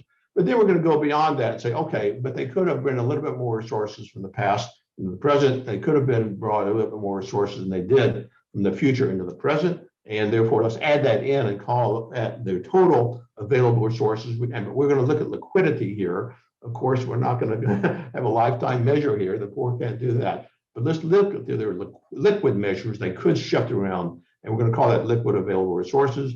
And our measure is called the SEPM, the Supplemental Expenditure Policy Measure. That's to draw an analogy to the SPM, which the Census Bureau constructs. But the E there is expenditure, and that's the key. Okay, so what are our findings? Let me get those out there before anything, because I'm going to run out of time. I don't have time for everything. If you just use current spending, you look at the level of poverty, compare people's current spending to we're going to use a threshold that the Census Bureau prefers, and we're going to use that threshold. And it turns out the poverty rate's not much different. And furthermore, the trends aren't that much different. So you might say, hey, what's the big deal? Robert and John, go home, you know. And but we have something more to say than that, I hope. And one of the things we say is where you draw that line, even though it's socially determined, I think you want to draw the line at different points, at least to say how much are the really poorest of the doing, and how are people a little bit better off doing. And it turns out that when you use our measure, it makes a huge difference where you draw the line. And you want to draw the line in different places and not just pick one. So I'll make that point. So that's one thing. Second thing is when you do this potential measure, you added liquid assets and resources. We're going to only use very liquid assets. How much do you have in the bank? It's a bank balance, okay? And we're also going to take into account credit card borrowing. But if you look at assets, there's not very much there. And this has been documented many period times. This number you see all the time. Poor families don't even have $400, in the bank if they had a car breakdown or something. They don't have it. And that's true. And we're going to confine a very small amount of assets. It doesn't change the poverty rate very much. On the credit card side, people do borrow on the credit card. We can consider that to be liquid. And when we do an estimate how much more they could borrow, and that's going to be a really tough number to get, it turns out. It's a very important number, but really difficult. And we urge more research being done on that. You can make a pretty significant dent in poverty. So we present that measure and show you those results. Okay, so what I'm going to do here real quick, summary of this critique of our two existing measures, these two main measures. There are a lot of measures out there, but two that are talking about the most, and then a few, as much as I can, some graphs from our paper. Okay, the income poverty, and so many people have made these points before, I really hesitate to do it. But it does exclude assets. You just look at current income. And so you're not looking at people's capability to use bank balances, for example. And credit card borrowing is, of course, completely ignored. And people do borrow on their credit cards. And they borrow money on their credit cards to buy that minimum bundle, to buy the food and housing and clothing they need. Income just completely ignores that. People have more resources than current income. There's also a measurement problem. Income is very underreported. And if you use spending, you're probably going to get a better measure because you're spending, no matter where you're getting that income, if you spend it, and if you have data that is accurate on spending, and that's another big if, then you're going to get a better measure with available resources with spending than with income. So, but really, aside from the measurement issue here, it's the same old issue of being able to bring resources from the past to the present and from the future to the present. What about consumption poverty? What about just forget income and resources, just look at how much people are actually consuming in a given period. Well, one problem is the right way to do that, as everyone recognizes, is to impute service flows or implicit rental rates from assets, from durables. And the problem is that's completely illiquid. If you're talking about people they need cash to pay the rent. They need cash to buy the food they need to buy that minimum bundle, and service flows are just not, you're going to be constrained. And you're treating the same whether somebody has that money in cash versus service flow. And those people are not in the same situation. So it just ignores that. And the other thing, ironically, consumption also ignores transferring. You would think that consumption, so-called permanent income, that takes into account transferring resources. In fact, it's just the opposite. And I give an example here. One family borrows $400 on their credit card and use that to buy the minimum bundle. Family two does not. Well, you calculate poverty. When their current consumption, family one is going to have pretty high consumption because they borrowed on their credit card. They're not going to be poor. And the other one didn't borrow, is going to be poor because they didn't borrow. Well, they're the same income, they have the same resources, but they're allocating the consumption differently across periods, and that's going to affect your poverty rate. The right answer here in both of these equations is to just calculate the total resources people have and not ignore how they allocate that across in consumption and spending across different periods. And that's our approach. We're going to try to come up with a better measure of total resources. Okay, so what do? We do these, we take the consumer expenditure survey and we just look at all cash expenditure. Okay, everything you do in cash each year. And that may be on debt payment, it may be on saving. If you buy a pension plan, that's not consumption, that's saving, but that's cash. Okay, you didn't have to buy that pension plan. You could have used it to buy the minimum bundle. We're going to count every dollar you spend as available on anything in a period as available to buy that bundle, and that's the reality out there. That's how much people have. Okay, and then we're going to estimate poverty rates, and we're going to try to base this on the supplemental poverty measure, the Census Bureau. And I don't have time to go into great detail. But we're going to try to mimic it. You use the same threshold. We're going to add in some kind expenditures. We're going to subtract some deductions because we want to be as comparable as possible with only one difference. We're going to use spending and potential spending instead of income. So everything else is the same. So we can compare what we get to the supplemental poverty measure, which is the most preferred measure out there. I think scratch anybody who's worked in this, that's the one that people think is the best that's currently out there. And then after current spending, we add in this assets, liquid assets and liquid borrowing. So this is a very important graph I want to show you and make sure you understand. This shows the distribution in our most recent year of data of spending and income, income from the CPS, which is what the Census Bureau uses. And the thing is here, I don't know if you can see my slide, my cursor, but if you look on the dotted line is the average threshold used by the Census Bureau. Well, to the left of the dotted line, people are poor. And what you see is that those lines cross. Neither distribution, first order, stochastically dominates the other one. And so it makes a big difference where you draw that line. If you draw that dotted line right there, you have some people with really low income. The blue line shows you some people who are reporting almost nothing, okay, in terms of income.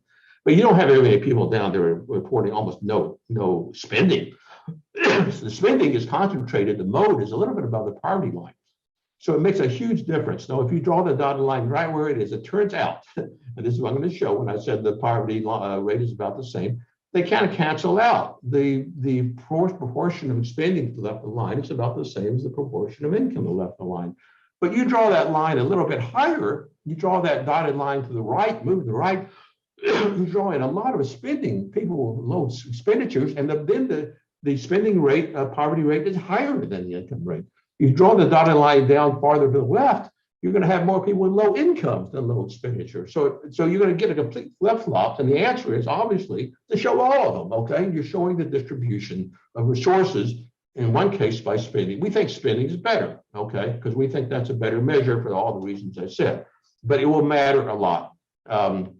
So what do we get here for 2019? It turns out, what we call gross poverty. It's about the 8%, 8.7.8%, whether we use our expenditure measure or the government SPM measure. And that's because those lines cancel out.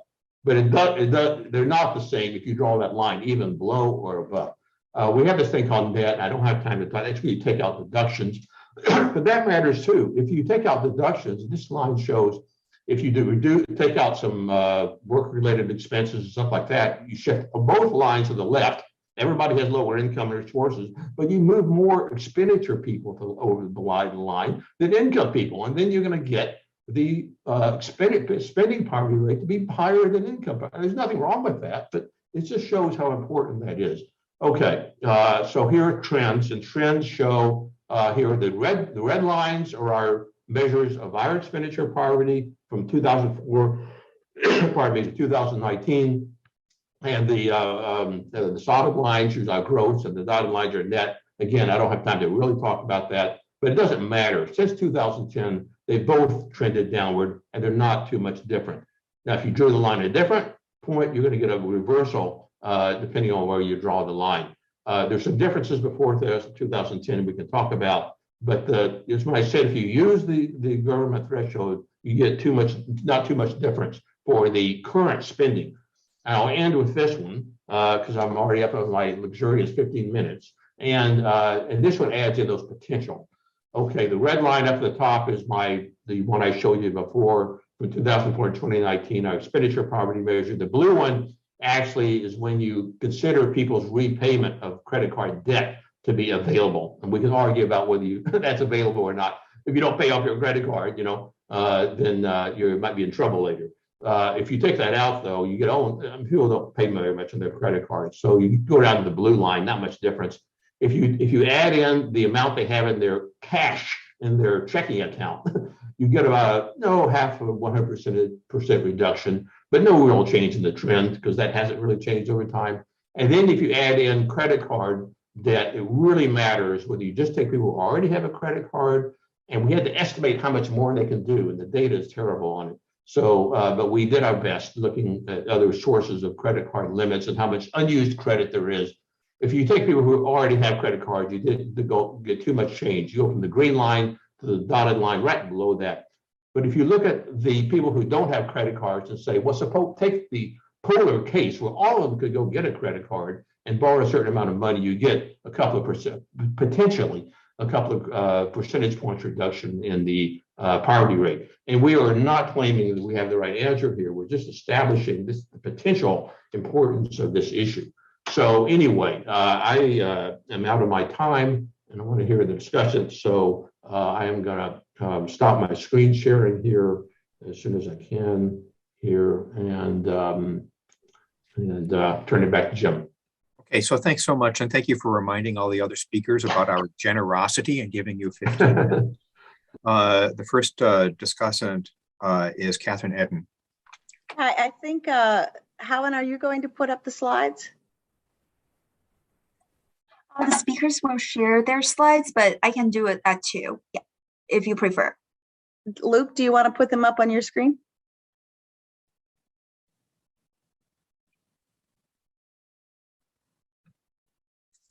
Okay, I'll start while the slides arrive. I can share my screen. Yeah. Okay, great. That's great. Okay, we'll start. We'll just stay on this slide right here.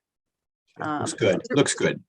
It was a real pleasure to read this well-written and carefully argued paper by my beloved former colleague, Robert Moffat and John Fitzgerald. And I do think it offers a real advance in that it creates this expenditure measure that is both comparable to our income-based measures and has considerable advantages over both income and consumption-based measures.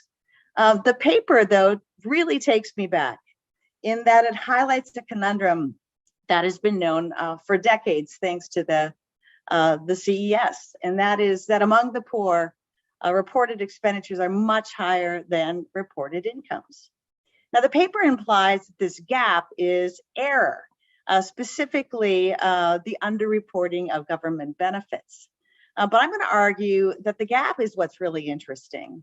And it reveals more unreported sources of income than just government benefits. And when we look into the story of what else is getting underreported, I think it has real implications for well-being, which is why I think all of us are on this panel, is because we care about that. So I started studying the expenditures and incomes of low-income single mothers way back in 1987 as a young graduate student because of a single chart in a government publication I stumbled upon in the library. It was based on the CES, and this chart looks something like what I've recreated on this slide.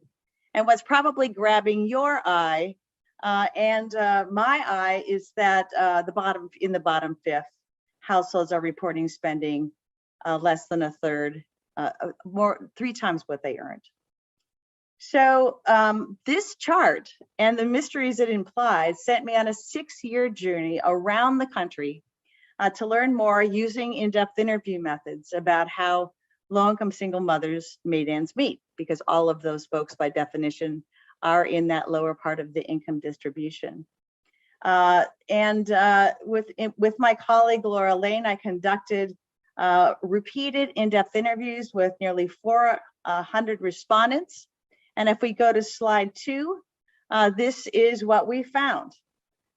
Even when counting all government benefits, both in and near cash, so welfare, food stamps, SSI, and any EITC, the welfare recipients in our study could only cover 3/5 of their expenses. Now, this is a smaller gap than what the CES had shown, but significant nonetheless, and not due to underreporting of benefits.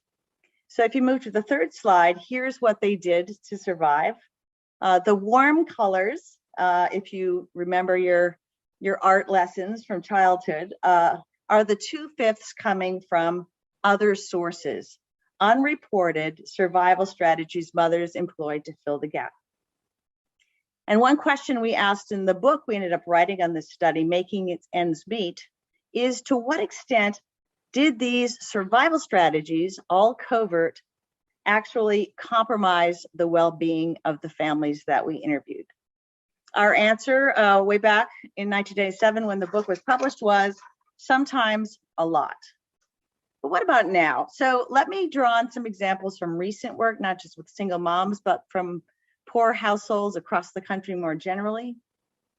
So Paul from Cleveland fell into poverty when the family-owned pizza business failed in the face of the Great Recession. We talked to him a few years later. At that time, 23 of his family members, all of the adults unemployed because of the business failure, and had ended up living in a small 2-bedroom house. And to generate extra cash, Paul and his son would scan the sidewalks of Cleveland's West Side to find used air conditioner units, aluminum cans, and other metals put out for trash pickup, parts of which could be sold to the recycling center on East 65th Street. Additional cash for Paul came from contribution from sympathetic members of his church. So let's go to Jessica. She's a mother of 2 down in Johnson City, Tennessee, and her husband, Travis. When we first spoke to them, they had been laid off for nearly 4 months. During that time, their only source of cash income were Jessica's plasma donations, which she did as often as the law allowed. To prepare for donating, Jessica scarfed iron-rich protein bars provided by the clinic in order to pass the tests that were required for qualifying. Each time she found it debilitating. I just get real tired, she told us. Madonna, mother of a teenage daughter from Chicago, could only keep up with her and her daughter's cell phone bills and payment on the storage locker that held all of their worldly possessions due to the cash contributions of a friend. When the time limit at the shelter elapsed, they had nowhere to go, so they ended up moving in with this friend. But just before Christmas, Madonna caught him eyeing her daughter in a sexual manner. And when confronted, he threw the two out and tossed all of their possessions out of the window onto the sidewalk, leaving them homeless once again. Now let me take you to Eastern Kentucky, to one county where we've been conducting field work for the last 3 years. We've talked to a lot of people, including 24 low-income residents, and found that of these 22 folks, 3 told us they're engaging in informal work like cleaning and babysitting to get extra money. 7 were relying on cash contributions from relatives and friends. 7 said they sold stuff at pawn shops or on Facebook. Others sold used clothing on the side of the road. 2 admitted to supplementing their income through side hustles, which involve trafficking pain pills and meth. 2 said they sometimes sold their prescription drugs on the black market to get by for about $18 a pill. 4 admitted to illegal cockfighting for extra money, a popular form of entertainment in the area, but one that just landed several local residents in jail due to a federal probe. Several others said they got cash from selling their votes at election time, a time-honored Eastern Kentucky tradition. So before I turn it over to my better half, Luke Schaefer, what should we make of this? Expenditure measures are very appealing, but they do run the risk of creating the impression that these expenditures are free, when the survival strategies they require can come at a real human cost. So part 2 will come from Luke Schaefer. I very much enjoyed reading Jonathan and Robert's paper, and it caused us to do some reflection. One of the things I really liked about the paper was bringing the different constructions of a poverty measure into conversation with each other, rather than saying we only need one. How do they speak to each other, and what can we learn in those differences? So Kathy really focused on this difference between income and expenditures. When we think about poverty, we think it serves three functions. I think these are aligned with what Robert described. How many people are poor? Who in society is poor, and how does poverty change over time? So I think building on the paper, we also posit that one way to validate how measures do in the goal of these three objectives is to compare them and see how they track with other independent measures of direct well-being, like hardship over time. So using plot points provided by the offer, we were able to offer a few preliminary tests of this. We start with two measures of well-being: food insecurity from the CPS food. Let's see, I'm trying to forward the slide. From the food supplement, and the proportion of families reporting they have difficulty meeting essential expenses, and 3 comparable years in the SEP. I don't have a full series for that. So we compare those poverty estimates with the official poverty measure, the supplemental poverty measure, gross SEPM, and net SEPM. And we think there are 3 patterns that are evident here. First, both income-based measures, especially OPM, track nicely with each other and with the 2 hardships on the table: the yellow line, which is food insecurity, and the blue boxes, difficulty meeting essential expenses. And so really does net SEPM. In fact, given the different methods and data used, the correspondence between these measures over time, it's noteworthy how closely they track with each other. And I think, as Fitzgerald and Moffat point out, the odd man out here is SEPM, which is quite a bit lower. And we would argue, it's a reasonable argument to find difficult the idea that a true poverty measure would be this much lower than the fraction reporting food insecurity or an inability to meet essential expenses. In the next slide, we examine just a simple correlation between annual rates of poverty and key indicators from 2004 and 2019. By far, in no way a definitive test, but we think one of interest. So here, we're able to use food insecurity, the unemployment rate, the percentage of workers reporting involuntary part-time work, a measure of the strength of the economy. We might use some of the measures from SIP, but we really don't have enough years to make any sort of pattern. So we notice a couple of things here. First, annual rates of all these measures are highly correlated with each other. And we think that can give us a lot of comfort, right? That these things really seem to track well. OPM, interestingly, for all its faults, right, all of its obvious shortcomings, seems to have some of the highest correlations with food insecurity, the unemployment rate, and part-time for economic reasons. And SEPM is a little bit lower with food insecurity. So that's interesting. Again, nowhere definitive for us, but sort of presents a little bit of a conundrum of why OPM continues to sort of do so well, both in the trend of poverty and correlating with other measures. Finally, in our final slide, we explore one longstanding question about who is poor, revisiting the familiar comparison between children and the elderly. We ask which measures suggest in terms of who is more poor, maybe this question of like, who is poor among us? So the bars in this chart represent the ratio between child and elderly poverty and hardship. We have our 3 poverty measures over to your right, OPM, SPM, and the net SEPM we take as sort of the primary measure in the paper, and a series of hardships. Food did not last. These are all from the SIP. This is all taken from earlier this decade: unpaid rent and mortgage, unpaid utility bills. So what you can find here is that if we look across all of these measures of hardship, and I think it would be, we could add more to this list, hardship among children is much higher than it is among the elderly, ranging from more than 2 times higher to more than 5 times higher in the case of unpaid rent and mortgage. The OPM puts the ratio of 2 to 1, not too far off, but actually still below these hardship ratios. But official SPM and net SEPM show child and elderly poverty at near parity. And so again, none of this is definitive, but I would say it's hard for us to reconcile the conclusion that poverty is comparable among children and the elderly when children are in households that report considerably more difficulty getting enough food, difficulty paying rent and utilities, and greater depths of hardship. Our hunch is that this is driven in part by the challenging question of what to do with out-of-pocket medical expenses, a thorny issue, right? Indeed, high MOOP signals that a household has less resources for other expenses, yet a zero may also signal no underlying health conditions or underlying health conditions, but not the ability to pay. So this makes for one of those thorny measurement issues, as Robert said, we can go down a lot of rabbit holes. So in the end, we're very encouraged by SEPM that Fitzgerald and Moffitt offer. And as they continue to develop the measure, we encourage them to consider two things. First, the gap between expenditure and income maybe represents not only measurement error, but also in the context of measuring poverty, a sign that some households may be engaging in survival strategies that might well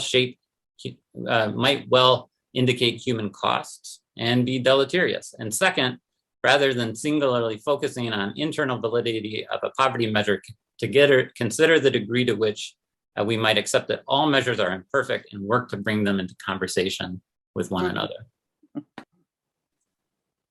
Thanks, Kathy and Luke. That was incredibly informative. Our next discussant is Diane Whitmore-Schanzenbach.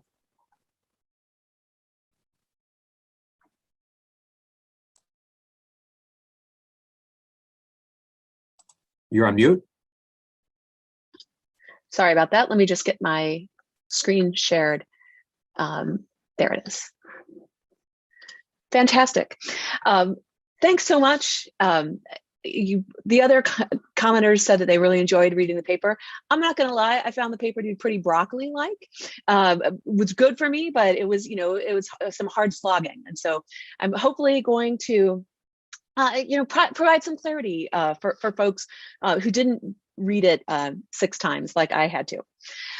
So first, let me just say that, the broccoli here is worth it. Measurement matters. It matters a ton. We need an accurate measure of poverty in the United States.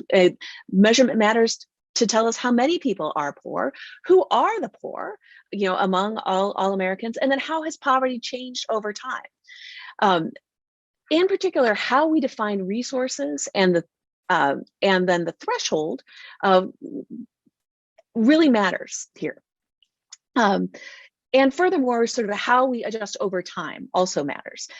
Hank made the point in the comments already that we use this for a lot of different distribution of funds, and so that matters. So there are all sorts of things in the weeds. So what's the right unit of time? Annual, monthly, quarterly, etc. How do we count who's in the family or the household? For some people that's easy, and some families that's pretty complicated.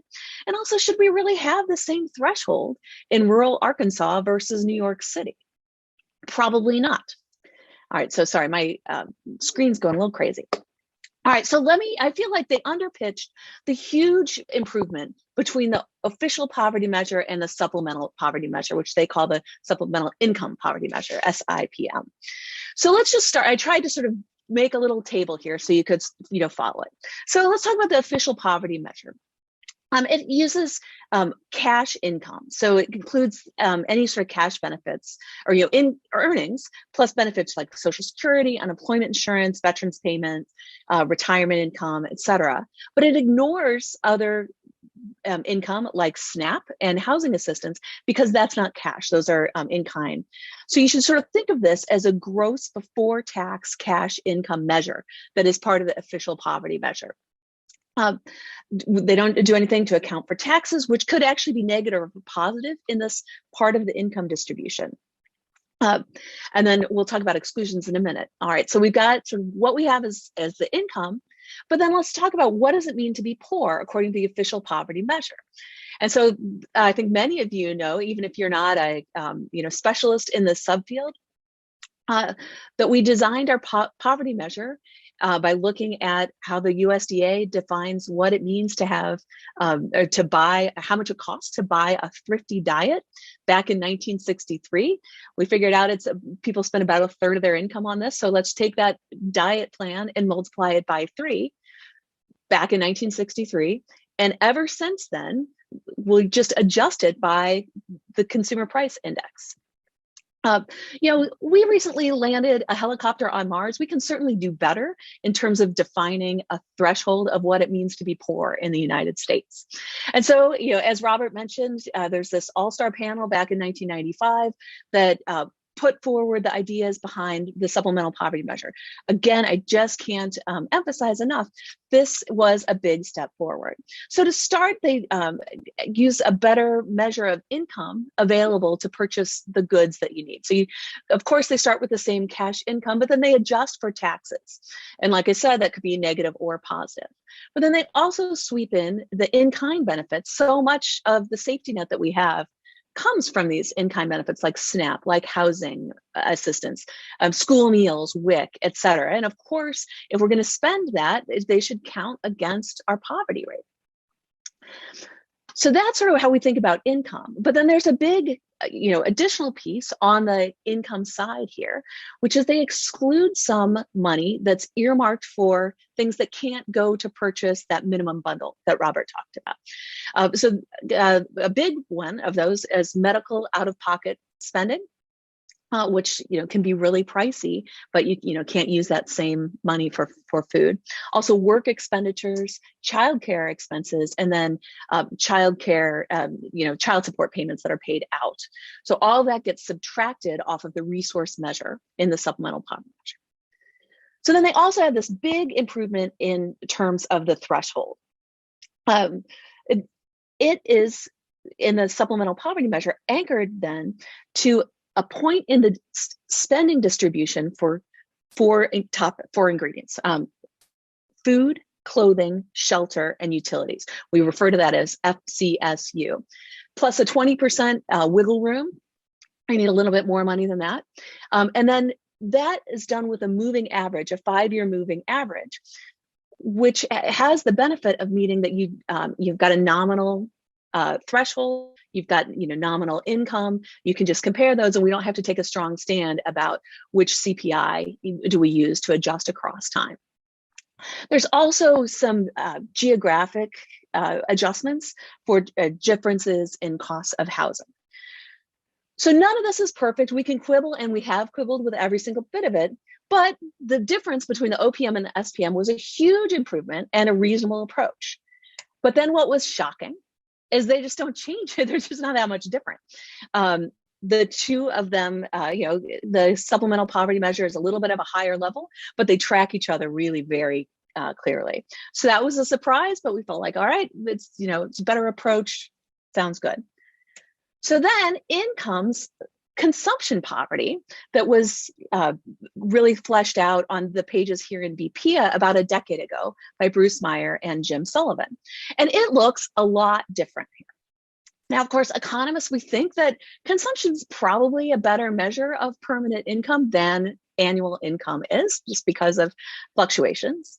And it's probably even more so an improvement because of the underreporting of income that we know happens in the current population survey on which the poverty measure is based. And so we see a big decline like this, and it's a little bit hard to know what to make of it. Do we essentially eliminate poverty here or not? How much of the difference between these different poverty measures comes from the decision to use consumption versus other decisions? And so this is what I think is sort of the number one takeaway from this excellent broccoli paper by Robert and John. So first, let's pause on this, that the distribution of spending relative to the distribution of income look quite shifted at the bottom of the income distribution. What this means is there are fewer people with very low spending relative to people that report very low income. And as they mention and draw out in the paper, as a result, so where exactly we put that line is going to matter quite a bit. And we're going to come back to that. But let's sort of take a step back, think more broadly about the Myers-Sullivan consumption poverty approach versus the Fitzgerald and Moffitt approach. And so I've got the same categories here. So when it comes to the resources available, both really are fundamentally about how much do you spend, And there's some differences here, and we could go into the differences in Q&A. The Meyer-Sullivan looks a little bit more at flow value of things like housing. And then, of course, the Moffitt and Fitzgerald tries to add potential spending as well. Both sort of treat taxes the same. All you can do is spend the money that you get, and so kind of taxes come off the top. SNAP is baked into the consumer expenditure survey, and so that counts in both columns here. But in the SEPM that's being proposed today, they also include, impute housing and meals, school meals, stuff like that, and WIC. So then a big place where they differ is, what gets excluded, and that's fundamentally that's the difference between the net and the gross approach in this new SEPM. In the net, which is what I want to concentrate on, just like the supplemental income poverty measure, they subtract off those medical out-of-pocket payments, work expenses, and childcare. But the other big place where they differ is the threshold. All right, so let me explain a little bit about this. So Fitzgerald and Moffitt's approach adopts that same moving threshold based on spending on food, clothing, shelter, and utilities, plus that extra wiggle room. This means they don't particularly have to take a stand on the correct inflation adjustment because they're comparing nominal to nominal with a little bit of that geographic variation baked in. Now, Meyer and Sullivan take a different approach, finding that is more in line, I would say, with the official poverty measure. What they do is they find a consumption threshold that gives them the same poverty rate in some particular year. And so they'll anchor it to that and then adjust backward and forward that consumption level by the CPI-U-RS, the retroactive series, minus a 0.8 percentage point bias factor. The big finding here then is the differences that we see between the consumption poverty as proposed by Meyer and Sullivan and expenditure poverty, which is pretty close in concept that we're seeing today, is more about the threshold and what is measured in exclusions and not really that fundamental piece, the shift to consumption instead of income. So indeed, Robert and John show that their approach, the supplemental expenditure poverty measure and the supplemental income poverty measure, just don't look that different. You can see the trends here. The levels are relatively similar. There was some different behavior around the time of the Great Recession, and we should probably unpack that a little bit more. I would say, they're very hands above the table. They also show it without the adjustments, that gross. That just adds two more series throughout and makes it a little bit harder to follow the narrative, but that's, that's part of it being, an important broccoli style paper. So a big finding then that they show is that the depth and the distribution of poverty look more different than that just 100% of the poverty level across income versus expenditures.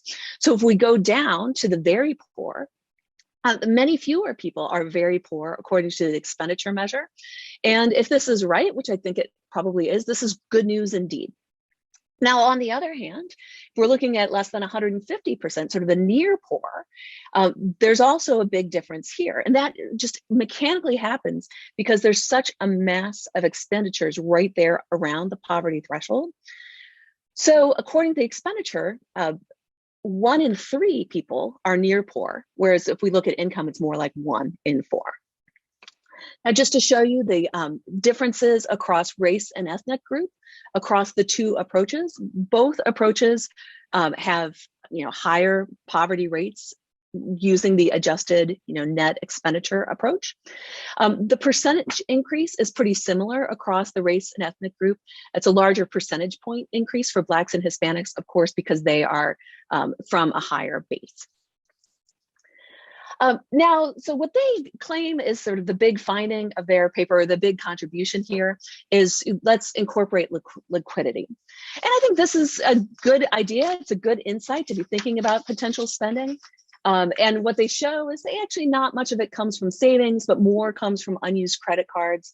The poor and near poor actually have quite a lot of credit card availability, and they are totally right here. I'm not so sure it's the primary insight of the paper, in large part because the data just aren't up to the task. And the very sensible approaches that they take don't change the results all that much anyway. I agree, more work is needed on that. And then I'll just sort of leave with the laundry list. I'd be a bad economics discussant if I didn't sort of give, and there's 50 more things. And I won't read them out loud. And instead, we'll cede back to the group. Thanks. Okay, that was terrific. Thank you very much. So perhaps appropriately, the first question is from Bruce Meyer.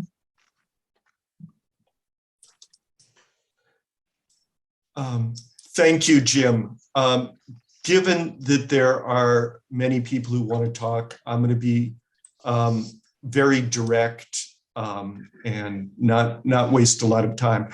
This paper takes, can you hear me? Yes, you're good. This paper takes several steps backward. Last year, 2 excellent reports on how to improve poverty measurement were released. One from the Statistical Policy Office of OMB was the consensus of 12 federal agencies. A second 6 AEI scholars produced. We've learned a lot since the report of 25 years ago that Robert emphasized. The key distinction of the author's new measure is that it is based on the notion of ability to pay. This concept is too arbitrarily defined to be useful.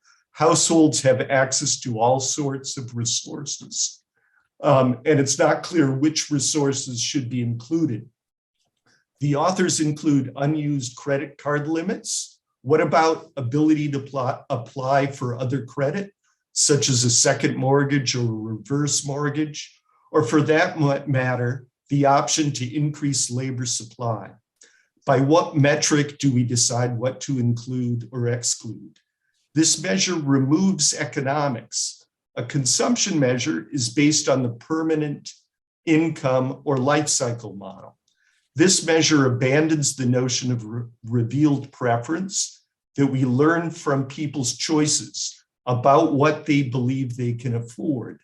On the one hand, including debt service and the ability to borrow also double counts or triple counts resources. Expenditures are counted when you purchase something on credit and when you pay back the loan.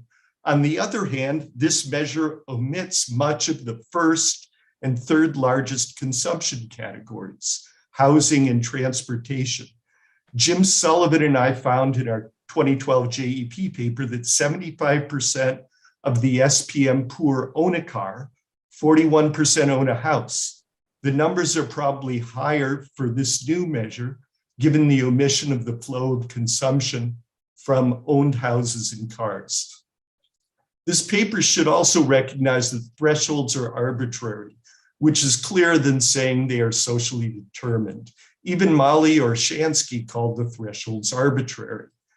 Historically, she produced more than one set of thresholds. The ultimate choice by the White House was not based on which basket of goods was better, but on which thresholds gave the poverty rate that the White House desired. It is completely unclear how this measure relates to well-being, since the underlying goal of poverty measurement is to assess who is the worst off and how their well-being has changed over time. The approach would be less arbitrary if it was validated if it validated its measurement choices based on whether the resulting measure was associated with other indicators of well-being. Luke emphasized this as well. Lastly, the SPM that is the benchmark here has many problems, as the AEI report mentioned at the start makes clear.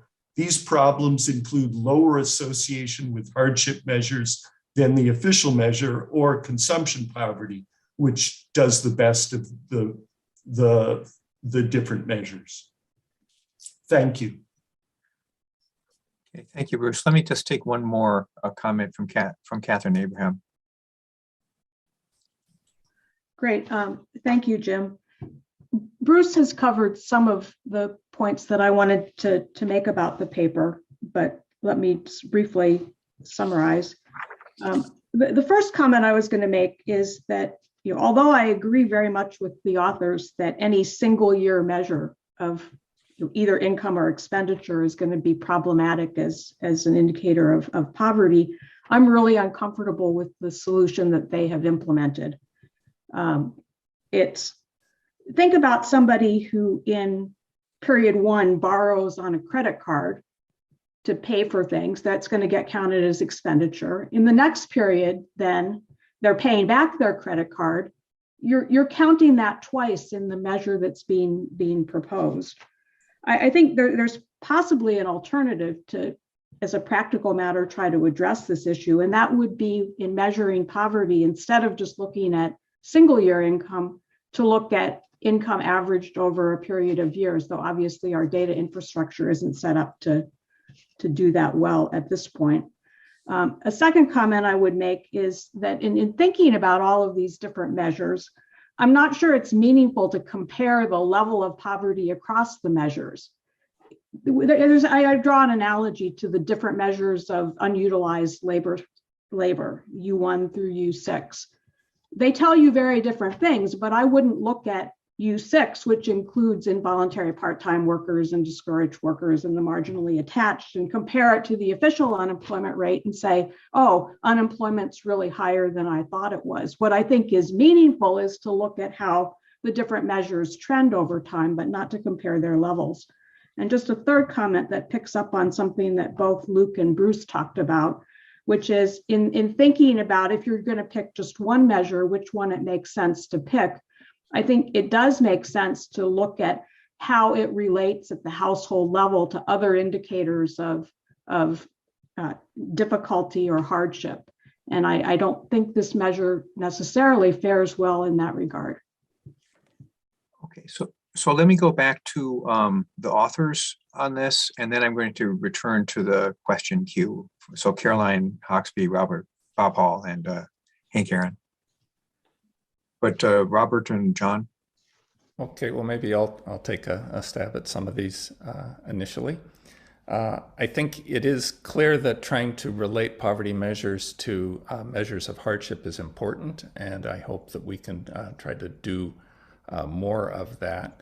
The points that you make about a gap between expenditure and income poverty as telling us something about what people have to do is an important one. And I think a measure that, like we propose, and the measures that exist allow us to identify the groups of people that are poor in one measure and not poor in another measure, which might be a useful way to approach that.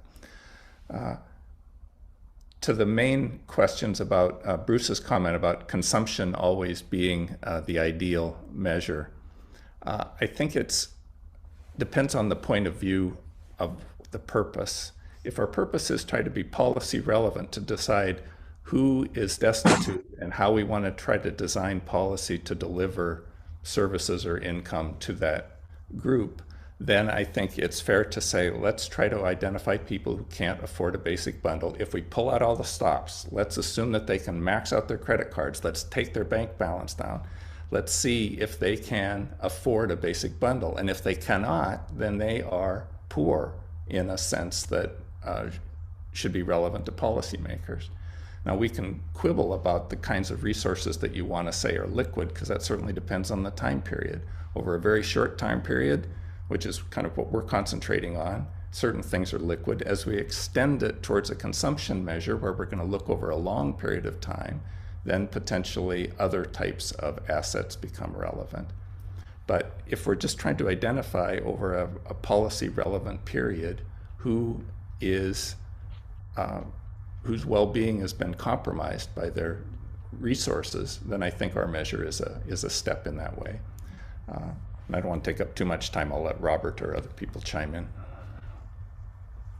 I'll just say that Catherine is absolutely right. There is this issue about it's all related to just using 1 year, and John just referred to that, and that's creating most of these problems. But the problem is most poverty analysts don't even think that 1 year. I think 1 year is too long because people have these month-to-month crises, and if you go to 2 years, 3 years, I think most people out there say, well, you're going to miss a lot of the real crises people have. So it's a problem to which there's no answer. Maybe you should just compute these measures over multiple time periods. Anyway, I'll stop there. Kathy or Diane, do you want to chime in at this point, and then we'll go back to the queues?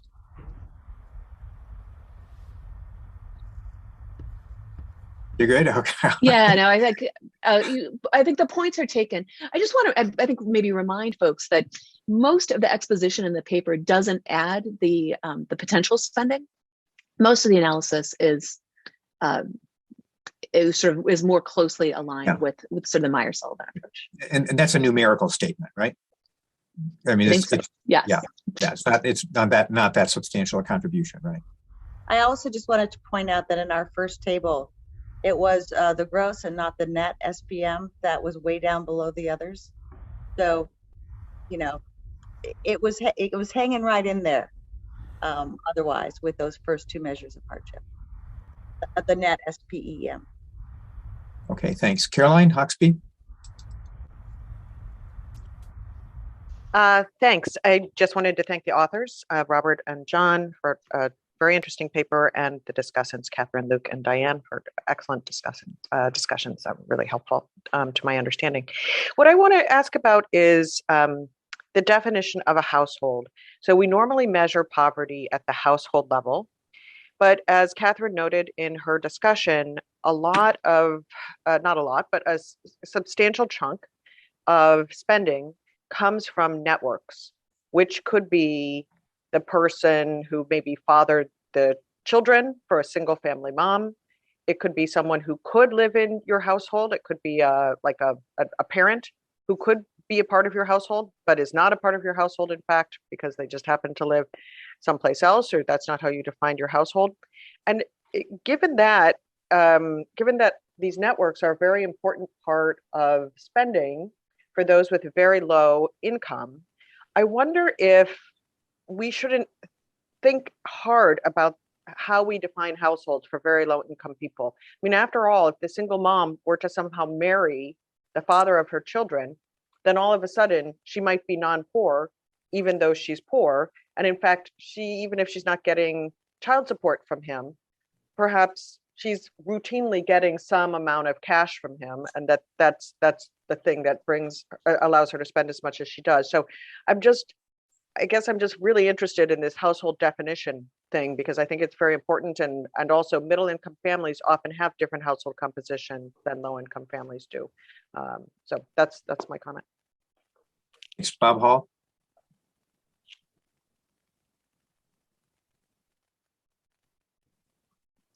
Oh dear.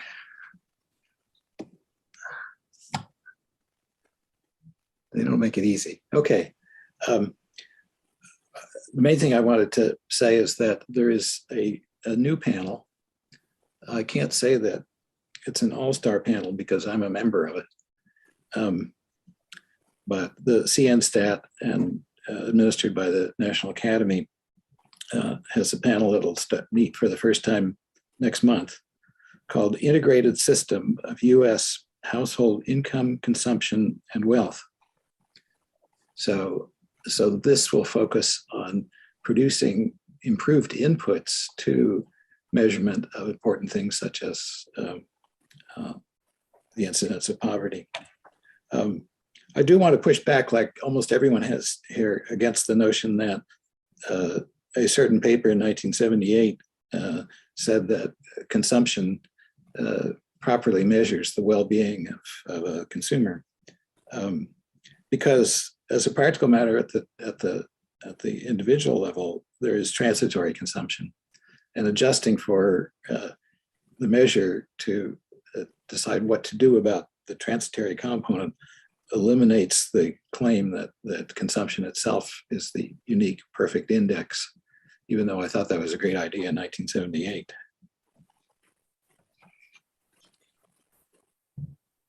Thank you, Aaron.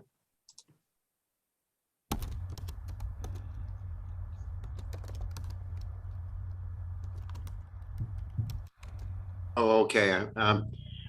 I want to suggest that including credit card draw ability or unused credit card balances is really a category error.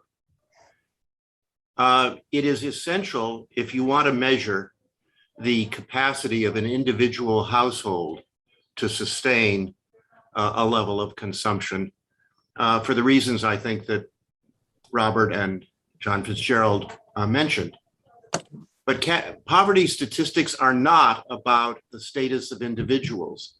They are measures of trends for the entire population. With respect to something that is in the nature of a transitory draw, such as a credit card draw, the relevant measure needs to take account of the fact that what is borrowed today will be repaid tomorrow. Within an overall population, one would expect to find an even distribution of people who are either in the borrowing status or in the repayment status. So for purposes of measuring poverty from the standpoint of a population, I think it is simply a mistake to include something in the nature of credit card borrowing because it's going to have to be repaid. I don't know the extent to which this line of argument would apply to other measures here. Bruce Meyer raised a number of other areas where decisions that are made today can be reversed at a later time, such as with respect to labor supply. The point I'm raising may apply to those as well. But with respect to credit card is where I want to plant my flag on this point. What is right for measuring the status of individuals is wrong for a measure that is intended to represent the status of a population.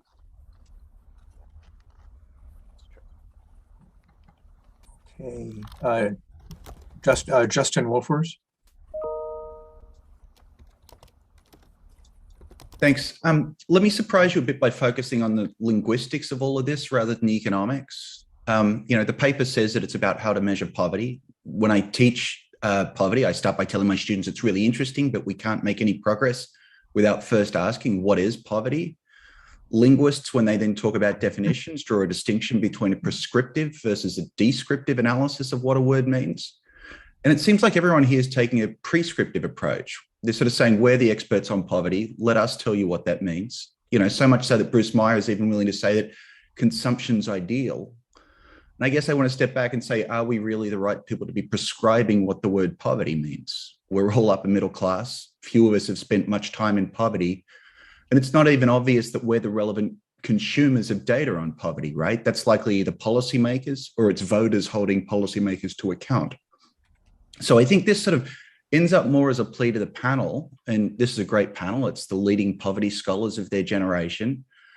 Can we put a bit more time into pursuing a descriptive approach to poverty? And I don't mean just descriptive in the Kathy Eden sense of describing poor people's lives, but I mean descriptive in the sense of trying to figure out when people ask us, the experts, what is the poverty rate? What is it they're actually asking us? Once we know what they're asking us, then we can go about the task of figuring out what the appropriate data is that we need to collect in order to answer the question that they're asking us. Thanks. Bruce, if you're quick about it, then we'll squeeze in a second comment and then go back to the panel. Sure. Am I being heard? Yes, you're good. Okay, great. Thanks. I just want to emphasize that I don't think of consumption poverty as ideal. I didn't use that word. John did. Justin just did. I think you should use a lot of different cutoffs. I think you want to use multiple measures. But I do want to emphasize that I think one key advantage of consumption is that it does capture the notion of revealed preference, that it really does indicate what people feel they can afford to consume. So if you think about houses and cars, which are a big difference between our measure and John and Robert's, people can choose to sell a car, sell a house, or rent out a house. And those decisions reflect their assessment of their ability to consume over the future. And I think we want a measure that reflects that. Thanks very much. Okay, so let's go back to the authors and the discussants for a final round.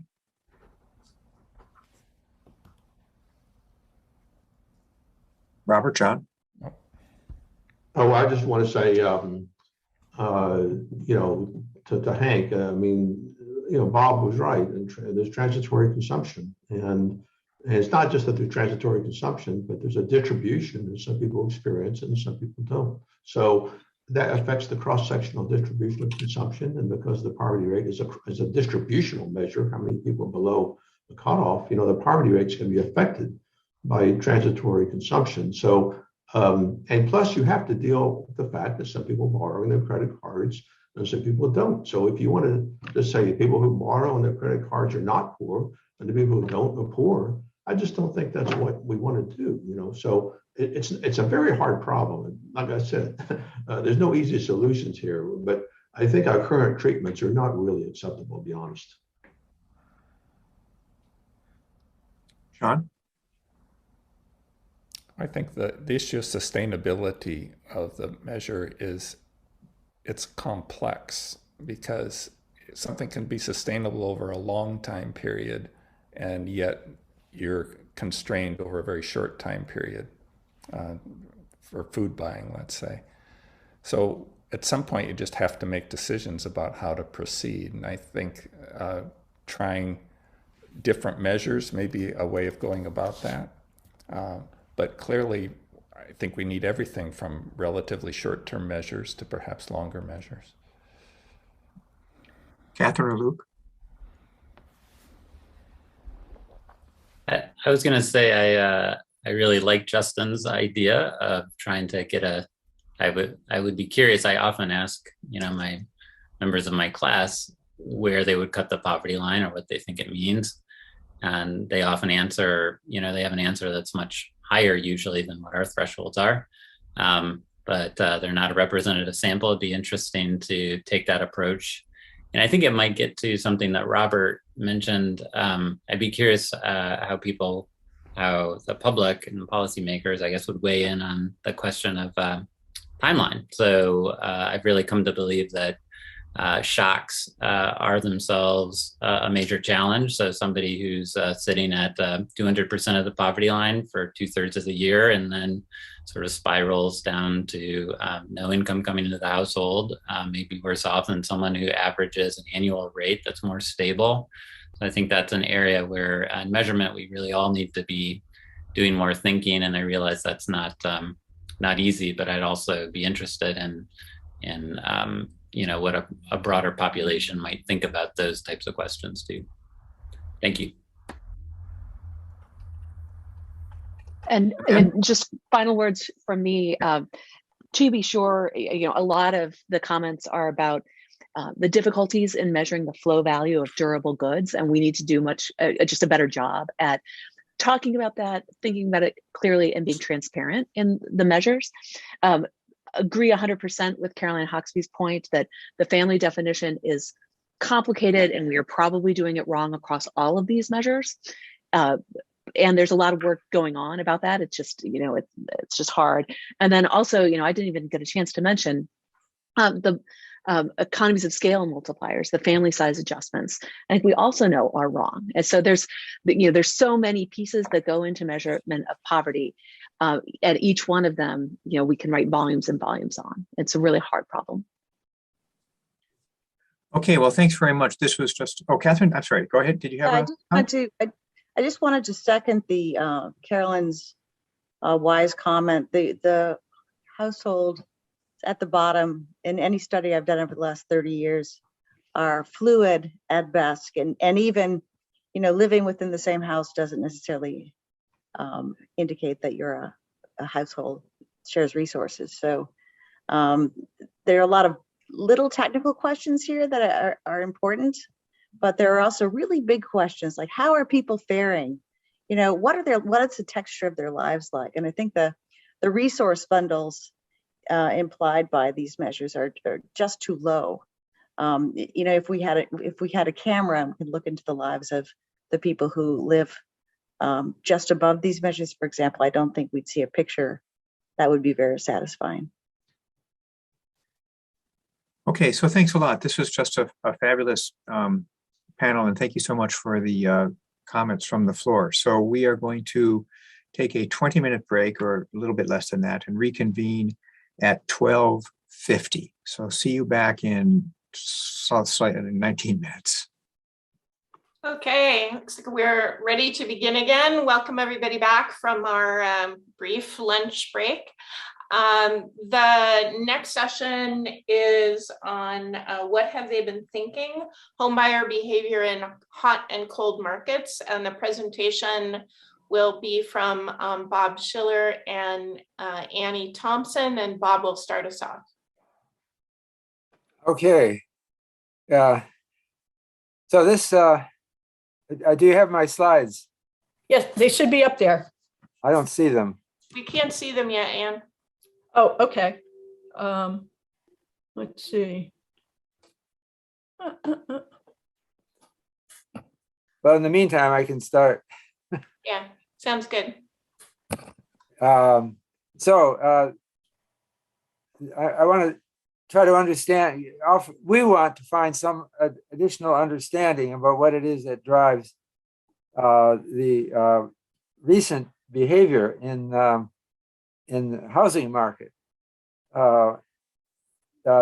This is actually a continuation of a study that we started about.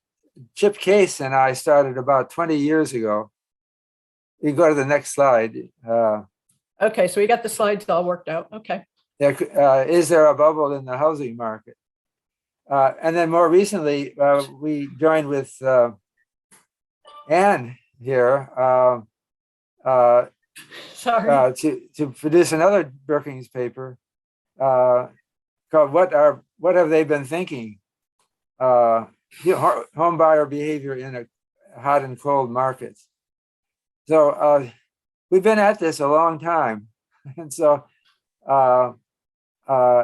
we wanted this session to be in memory of our third author, Chip Case, who died in 2016 after inspiring our work. Next slide. And Chip wrote an article in the New England Economic Review in 1986 that started this whole thing out.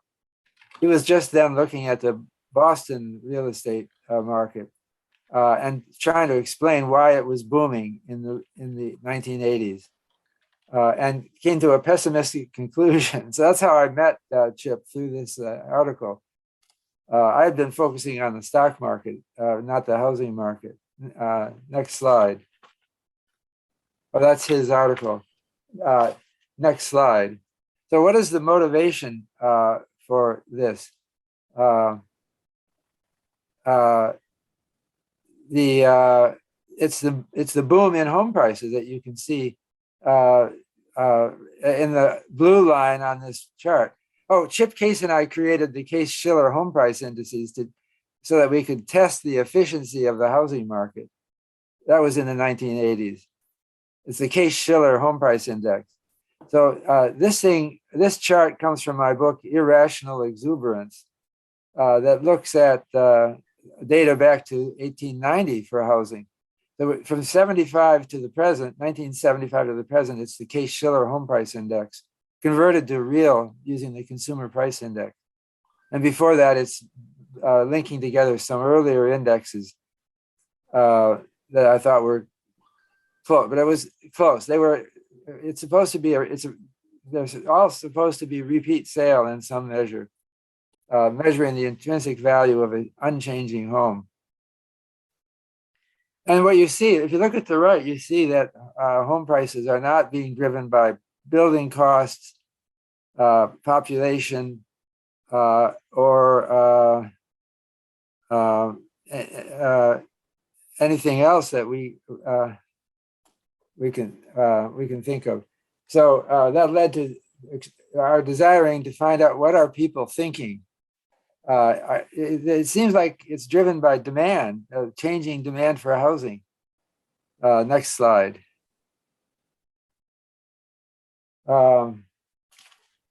So Chip and I worked on getting a futures market and an options market started in home prices.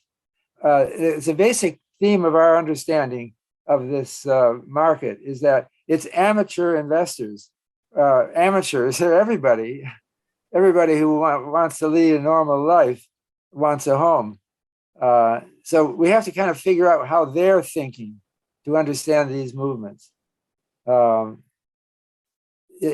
futures market offers the possibility for smart money to get into the housing market, but it's shown in this diagram from homepricefutures.com.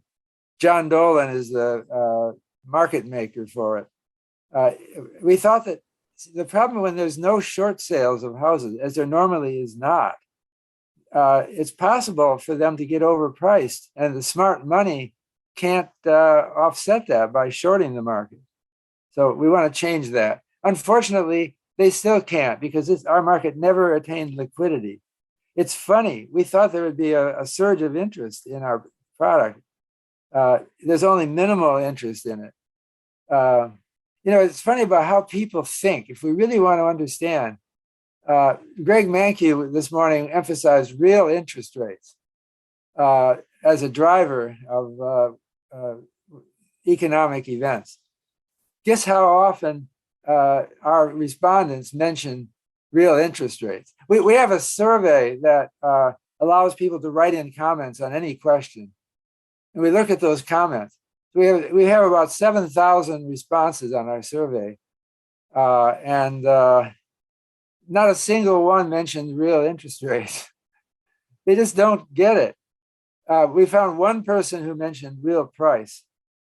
So we want to somehow get at what are people really thinking who are driving this market.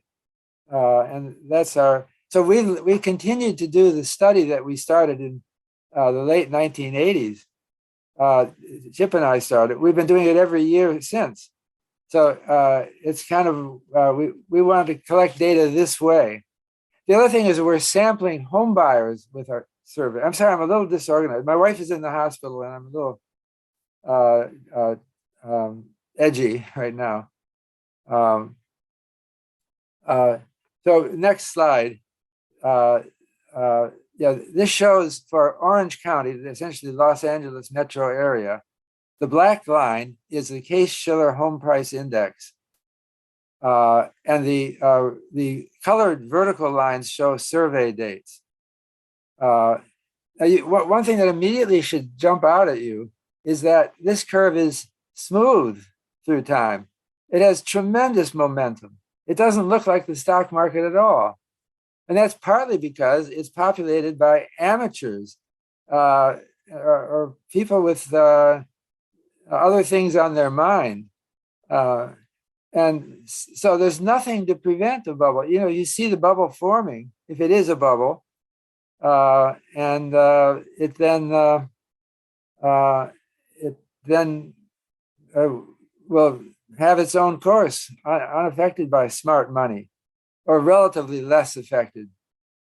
The smart money is getting to be more important in this market, but it's still a very small fraction of the institutional investors in housing. So what is going on here? It looks a little bit like waves of an epidemic. It looks like COVID-19 diagram, except stretched out. We think of it, yes, it's an epidemic of ideas and thinking that drives these things. Also, of course, other things drive it too, but next slide. What we have, it's hard to explain this quickly, but the bars, this is San Francisco, Alameda County. We are sampling home buyers because home buyers are the makers of this market. And we're asking what they think. We found, first of all, what's shown on the diagram is that people pretty much know what's been going on, and they know what has happened. We didn't take that for granted that they know, but they're home buyers. at that time of the recent home buyers at the time of the survey. So look, for example, on San Francisco at the bar, the farmost left lavender bar. You see that's shown in the table. 84% thought home prices were rising rapidly. At other times when they're falling, look at the blue bar, 2008. People pretty much knew that they had been rising. So people know what's going on. That's the first point. Next slide is another county, Boston. Incredibly smooth curves. And that people are successful in extrapolating those over the short term. And then the final of these 4 slides is Milwaukee County. So those were the counties that we chose back in 1988 for our first survey. We waited about 10 years, more than 10 years, to do it again. And for another Brookings paper. Next slide. So here we show we also asked them for their 1-year and 10-year expectations. We think that it's uncommon to ask for 10-year expectations, but that matters for a home purchase because that's typically the length of time of ownership. So here are the 4 cities. We've stuck with the same 4 cities. They're not a random sample, but of cities. It involves 2. Well, we put in Milwaukee as one of the most dead markets of all. And when we started, Boston was a post-boom market. But what you see is that the 1-year expectations had some relation to the actual the expected growth shows some relation to the actual growth, and that they go to the next slide. This is just but 10-year expectations vary a great deal as well, 1-year and 10-year. Next slide. So we ran regression. I'll stop with this just in this. In order to test the rationality of expectations, we found that we regressed the actual 1-year change on expected 1-year change. And the coefficient should be 1 and the constant term should be 0. Well, the coefficient is significant. This is with observations going all the way back to 2003. The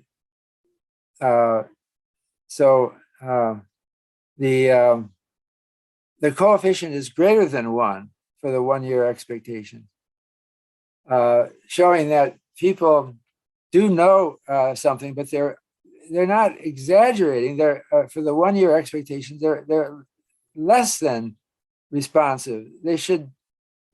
We have to correct it up. They make the forecast more variable to be an optimal forecast. We also wanted to find out how they set their expectations. So we reverse it and regress the 1-year change on the actual lag price change. That's in table 7. It turns out that they get an R squared of about 2/3 or more, but it's not. The coefficient it's not just taking the fluctuations as actual prices and feeding them into actual prices. For now, the coefficient is much less than 1. Next slide. So there we go. Yeah.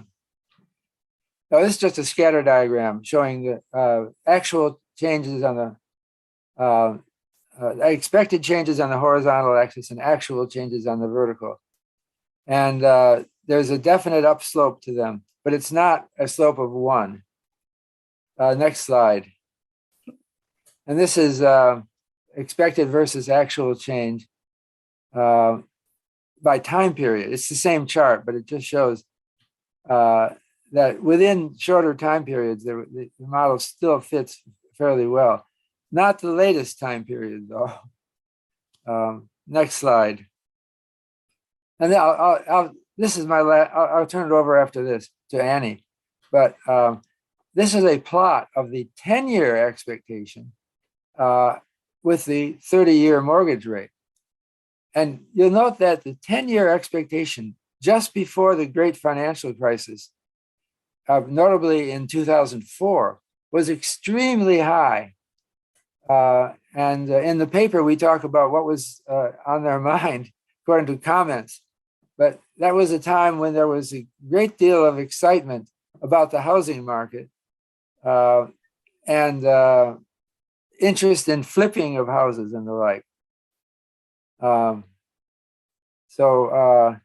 And the spread between the expected 10-year appreciation and the 30-year mortgage rate was extremely high at that time. And so people really must have thought that real estate is a no-brainer top investment, given those expectations, because you're earning the 10% plus inflation in home prices at the expense of 6% interest rate. But that's not what's happening now. So the 10-year expectations are more like 1-year expectations, more like the mortgage rate. So there's no apparent profit opportunity for a speculator to plunge into this market. It's a different cultural venue that we have now between now and then. I can't cover all of the anecdotes that we give, but it looks like we're not in the same kind of bubble. I'll let Annie continue on that theme. Okay, can you all hear me? Everybody hear me? Okay, great. Okay, so this is just putting together the expected 1-year and the annualized 10-year value change by county.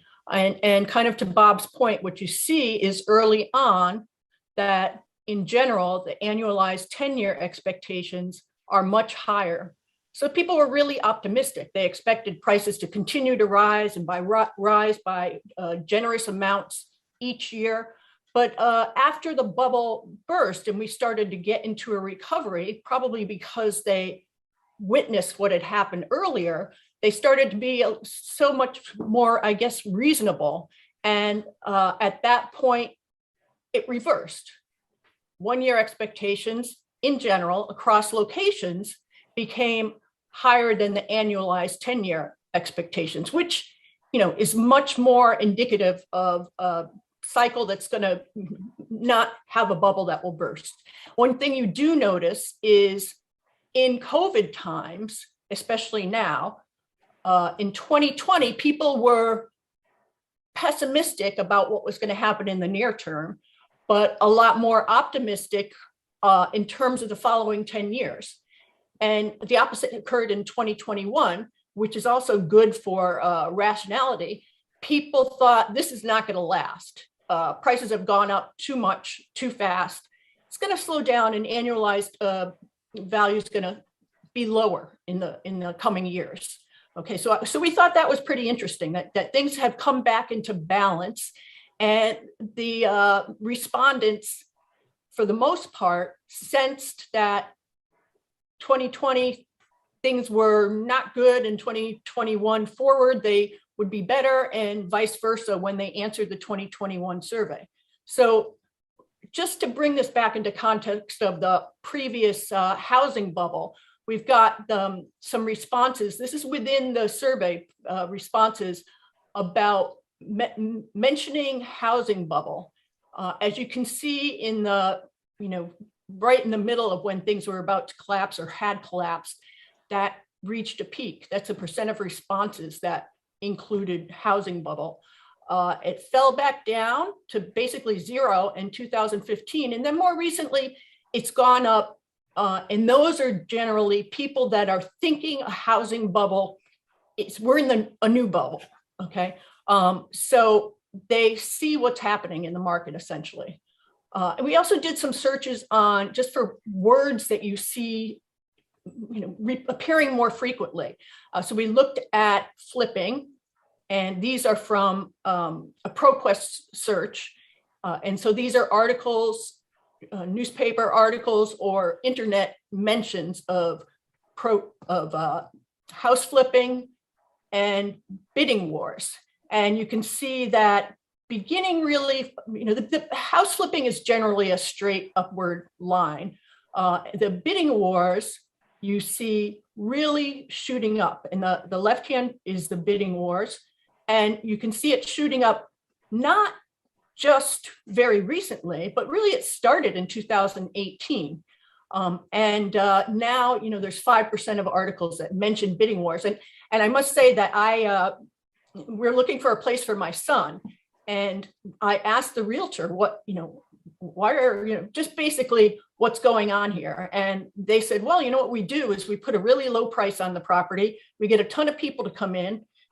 They all want the property, so that bids prices up. And you can see, you could see that in the market today. Okay. And it should wrap up in the next minute or so. Okay, so I'll get just to the end then, because we're running so short on time. So just to go through, our 2020 survey was at the very start of COVID, right? People had bought their house in the first quarter of the year, and the survey was in the second quarter. And so they were really pessimistic. They were thinking unemployment's gonna, keep going up, not modify.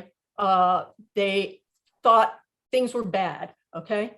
And they were bad initially. And in the midst, in 2021, COVID cases were at a low, and they were just about, people were positive because vaccines were available, unemployment had fallen way down. And so people had a much positive outlook for the future. Okay. And these are just questions in our survey and responses. You can see when it's red on the one side, it's do not agree. I know you won't have time to read all this. On the left side, 2020, it's the same thing. And you can see kind of a reversal in between those 2 years. So what happens, we want to look at in the future, what will happen in 2022, because that people are just about finishing up their survey right now. Or the home buyers are just finishing up buying. And I think it's going to be important to add that on. So just some comments that were different in 2021 in comparison to history, all right? So we had a much higher number of first-time home buyers. We had a much higher share of people paying more than the asking price, but they're pessimistic about the future, as we saw before. With the answer to it's a good time to buy homes because housing prices are likely to rise in the future. It fell in 2021 to basically its lowest level. The age distribution of respondents, we see that many more 35 to 44-year-olds purchased homes in the most recent year. And a lot of them were first-time home buyers, explaining kind of this jump in first-time home buyers. And they bought larger houses. And then what you can see in this bottom is that many people bid on 4 or more houses before they actually had purchased a house. They were able to purchase a house. So let me just go to the last slide. Here we go. So where are we heading? I want to point out here, this is just another overlay with all the locations combined. And the yellow bar is the index, the Case-Shiller home price index itself. And you can see that it was much higher in the early years here than expectations. People just didn't think there was going to be a downturn. People just never tend to be as pessimistic as things really are. And then, we had more in line, the 1-year and 10-year expectations. The index was high and then below their expectations. And then, of course, in 2020, we had this surge in reality, but people's expectations were relatively low. And just to point out in this final the right-hand side, what we have here, the reason the bar is low is it's just taking the second to the fourth quarter. And so we've had about an 8% increase in the Case-Shiller index in 2 quarters.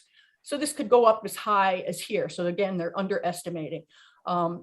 We look at, just to quickly kind of follow up, people are all saying, you know, mortgage rates are going to go up and the increase in mortgage rate is really going to hit the housing market. But when you look at the mortgage interest rates, there's really not a strong relationship between what happens with the mortgage interest rate and what happens with real home prices. So essentially, we are not overly optimistic, but we certainly don't see this being a bubble of the past. There may be a small correction, but doubtful that we're going to be hit like we were in the mid 2000s. People can see these slides on their own because I don't have time to really, explain all of them. Okay, so let me just stop that and we can go on to people's responses or whatever. Thank you. Thanks, Anne and Bob. The first discussant is Adam Grin. Thanks so much for having me to discuss this paper. It's a real honor to be here and be really a representative from the new generation of scholars who are studying housing markets, to thank Bob and Chip for their pioneering work here. I know Bob's work has been celebrated a lot, notably by some Swedes, but I don't think the organizers knew this when they asked me to do it. Chip was really supportive and generous when I was just getting into this field as a PhD student, so it's wonderful to be able to celebrate his intellectual legacy as well today. I'm going to start my discussion first by talking about survey evidence in housing markets of expectations, and then in the last bit, talk about housing market dynamics in the last 10 years. So I want to start actually by going back to the original paper, and since this is a 10-year retrospective, I want to do a 10-year retrospective discussion of that paper. I think it was incredibly influential and ahead of its time. In 1988, the idea that you'd ask people about their expectations was outlandish. And even in 2012, it was novel, but today it is widespread and standard. And I think the original Case-Shiller-Thompson paper is a big part of the reason why, along with some work on survey expectations of inflation that has been influential. And their work has inspired a really big literature. So rather than trying to survey it, I'll point you to a recent survey by Kuchler, Piassesi, and Strobel that is on Strobel's website now that does a really wonderful job of explaining this. But I want to hit a few highlights. They had a few predictions in their original paper: underreaction of 1 year and overreaction of longer run expectations. That was borne out in a really clever informational experiment by Armona et al. They speculated that these sorts of expectations spread through people's friends and social networks, and Bailey et al. Showed that using Facebook data. There's also been a number of papers that show that survey expectations do predict behavior. And as a result of this, surveys like theirs have really proliferated. Noteworthy, there's 2 high quality and high frequency surveys by the New York Fed and the Michigan Survey of Consumers. There's also a number of such surveys across countries, which give us a lot more data to think about. In addition, their original paper really helped motivate a literature on non-standard expectations to explain the cycle. And indeed, for a lot of papers that try to write down models of this, their data is an important data point for calibration and interpreting those models. And at this point, I would say that the vast majority of legitimate explanations of the 2000s housing cycle include over-optimistic or out-of-line expectations. There are debates about how much they matter relative to things like credit and fundamentals, but ultimately nobody's saying that out-of-line expectations didn't play a major role. And I think that's a big part of the legacy of the original paper. Now that there's a bunch of other surveys, I think it's worth asking what's novel about this survey today in terms of learning about the last 10 years. Of course, all these surveys are slightly different. So the New York Fed asked about expected growth between year 2 and 3. Michigan asked for averages of the next 5 years. Case-Shiller-Thompson asked about the next 10 years. And they have different language and survey design, and the details of how you ask people these questions really do matter. So I want to ask, well, then what's special about the Case-Shiller-Thompson survey? The authors say they have the longest survey, but they also survey home buyers rather than public opinion at large, and these are the marginal participants in these markets. And I agree that's important, but I would say the thing that really makes their data special is they're the only survey that covered the 2000s housing boom and bust. And I kind of think of that boom and bust as the Great Depression for housing economists. And so the fact that they have that really makes their data unique. So to demonstrate this, this is the cross-city averages from their data. On the y-axis, you can see annual expected price growth. In blue, 1 year, in red, 10 year. So you can see a few of the things they pointed out. First, that the 10-year expectation was higher than the 1-year expectation, which was already very high in the boom, and then kind of smoothly converges to its long-run value of about 4% from above. The 1-year expectation does fall, but it goes barely negative and then comes up, and kind of in the last 10 years, the 1 and the 10-year expectations have been lined up, except for COVID when the 1-year expectation surges ahead.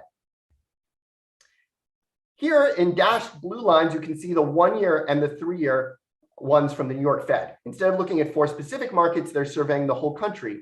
And they really only cover the period where these 2 lines kind of are overlapping for Case-Shiller and Thompson. You can see their numbers actually line up a lot with the Case-Shiller-Thompson data. And you can see this is a 5-year smooth, 5 months, sorry, smooth average. You can see the dip at the beginning of COVID and the big surge when the vaccines come out. Finally, here's the Michigan survey. They go back a little bit further. There's a big level shift difference, but you can see kind of that the 10-year expectation was higher than the 1-year expectation. But you don't really get that early period that is absolutely crucial to understand what a housing bubble would look like in expectations data from the New York Fed or the Michigan survey data. So I think the Case-Shiller and Thompson data is really unique in its ability to compare to the 2000s housing boom and bust. That being said, if you're a policymaker or a forecaster and you think, hey, this expectation stuff matters, you're going to turn to the New York Fed and the Michigan survey because they're released monthly and they're very high quality surveys. You're not going to wait for the next Brookings conference in 2032 when they give their 20-year update. So I think we really do need to know what these stud surveys would look like in a cycle like the 2000 cycle. And for this, I do think that Annie and Bob have the Rosetta Stone. And rather than seeing these other surveys as competitors, I think the way to really cement their intellectual legacy here is to work with the New York Fed and the Michigan survey to compare survey designs and questions, both in the lab and by asking each other's questions. The analogy I'd make here is it's like they have the only data set that actually covers the Great Depression, but it doesn't quite line up with the modern data.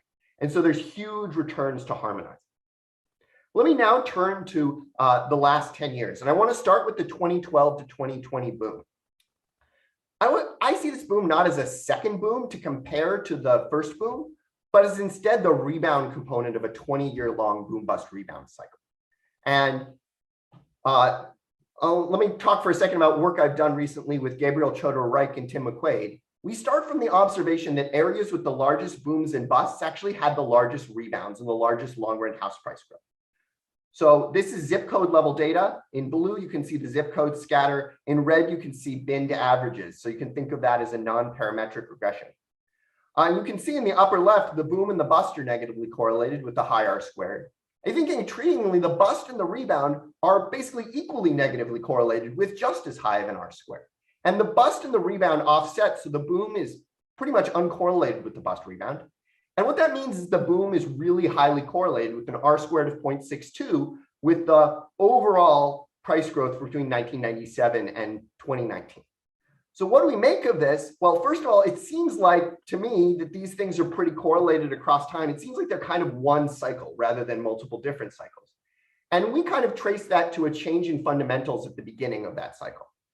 So we measure fundamentals using a structural urban framework and show that they're correlated with long-run price growth in kind of a boom-bust rebound cycle.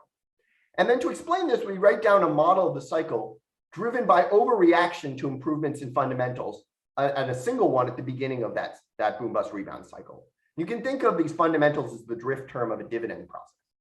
The boom occurs when people become over-optimistic about that initial growth in the dividend.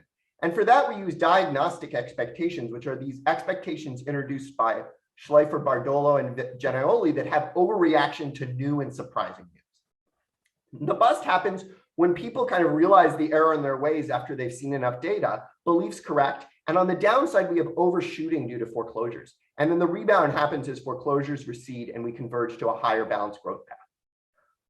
Now you might say, why are you using diagnostic expectations, not other long-run expectations? I think that there's an interesting point here, which is we use in large part the Case-Shiller-Thompson facts. right? They show that the long run expectations don't overshoot and converge smoothly from above. And that's exactly the type of thing diagnostic expectations give. So I think the part of this paper that talks about 2012 to 2020 is very interesting, but I think it kind of supports this story. And then at least that's how I thought of it. And I think it's useful to think of this as kind of one big cycle. Let me finish with the COVID boom. In their paper, Schiller and Thompson suggest that high long run expectations, higher than the short run, can be used almost like we use a yield curve inversion to predict a recession, but to predict a housing bubble. And I like this idea. They say that it doesn't seem out of line now, so they argue it's not, quote, a bubble in the classic sense. They do hedge themselves a little bit, saying there is a lot of fear of missing out and aspects of a frenzy right now. And at the risk of making a prediction that is eventually not correct, I'm going to agree with them. I don't think it looks like a bubble like the one we had last time. So I think it's unlikely we experience a correction like the one we had last time. But we might have a different type of correction, as I'll talk about in a minute. So in making this claim, I think their observation about expectations is a really important point. And this paper really did influence my thinking. But I think we don't want to just look at expectations in a vacuum. We also want to look at other things. In particular, credit growth and speculation, which others have shown is predictive of financial crisis. And here I have on the left the Mortgage Bankers Association Credit Availability Index. You can see that went way up and down in the last boom. We're not seeing it now. And on the right, I have the share of new mortgages that are non-owner occupied. This is a crude measure of speculation. You can see a big increase and decrease last time around. We're not seeing it increase right now. Finally, I think homeowners are in a stronger financial position, so there's less likely to be a large foreclosure crisis causing overshooting and a bust. And one other thing I'd add is I think a big triumph of economic research in the last 10 years has been that we really now do understand how to do foreclosure mitigation policy well. And so I don't think we'll have quite as bad of a foreclosure crisis next time. Finally, right now, there's good reasons why I think demand is high, increased demand for space, and supply is constrained. I think you can explain what's going on as a demand shift along an inelastic supply curve. So then what should we be thinking about if there might not be the same type of correction? What type of different corrections could there be? And how should we be thinking about that? Well, here I think housing economists should be looking to the same factors that are important for the broader macroeconomy. And the first is supply. We're seeing that supply is constrained right now, even in long-run elastic housing markets. But will this change? And are agents accounting for future supply responses in the right way? This is a big question. I'm going to leave it to Joe Jerko, who's an expert on supply, to talk about that, but I wanted to raise it. There's two forms of supply you need to think about. Builders, their problems are supply chain driven, labor market tightness. And then there's existing home sales. And I think the question there is, when will older homeowners start selling and downsizing? And the second thing I think we need to think about is preferences and whether the taste shock, increased taste for space, work from home, wanting more outdoor space, wanting to live in suburbs rather than downtown, will that reverse or not? And as a macroeconomist, I'm often asked by people, what papers influence your thinking about COVID?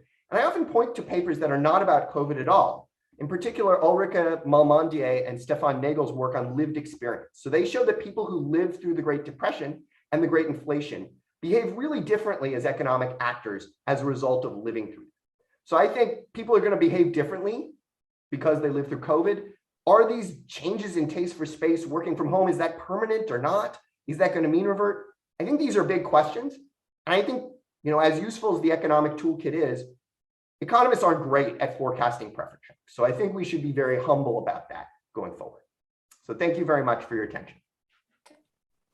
Thank you, Adam. That was great. The second discussant is Joe Jerko. Okay. Let me see if this works. Hopefully soon. I need to get that off. Slideshow, and Jan, yell if this doesn't work.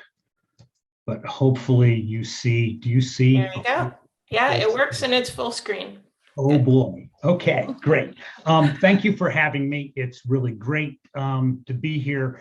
I want to start off the same way Adam did, which is just applauding what I think is one of the really outstanding public goods provisions in my lifetime, and I'm now an old guy in my mid 60s. It truly is, as Adam noted, a remarkable time series. It was visionary when begun in 1988, and I am a longtime user of this. This table is from their 2003 iteration, and I copied this slide from the first slide deck. I teach housing markets at Wharton, and I'm in the classroom this term.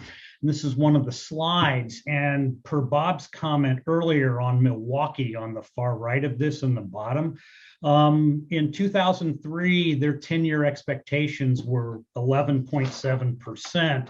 And again, I'm not sure people compound, but Wharton students do. And 1.117 to the 10th is 3.02. So I use that slide as a preface to why we're going to have to read chapter 2 in the second edition of Irrational Exuberance. So I've been a long time consumer of this work, and I'm saddened, as I know Bob and Annie are, that Chip's not here to receive our thanks. The survey, again, I'll be very brief here because Adam knows this literature better than I do, and we did compare notes and are going to do some different stuff in our talks, but it's part of a broader effort to understand expectations. The influence has been extraordinary. The Kukler, Piazzesi, and Strobel article, definitely, if you're interested in, if you just want to learn about it, you're a micro guy, you're not Adam, and you're not a serious macro person. That's the paper you want to read on what are the surveys out there, how do they differ. It's also important to note, if you start looking at this stuff, there are different samples. The authors note there are recent home buyers, and the Michigan and New York Fed surveys are not.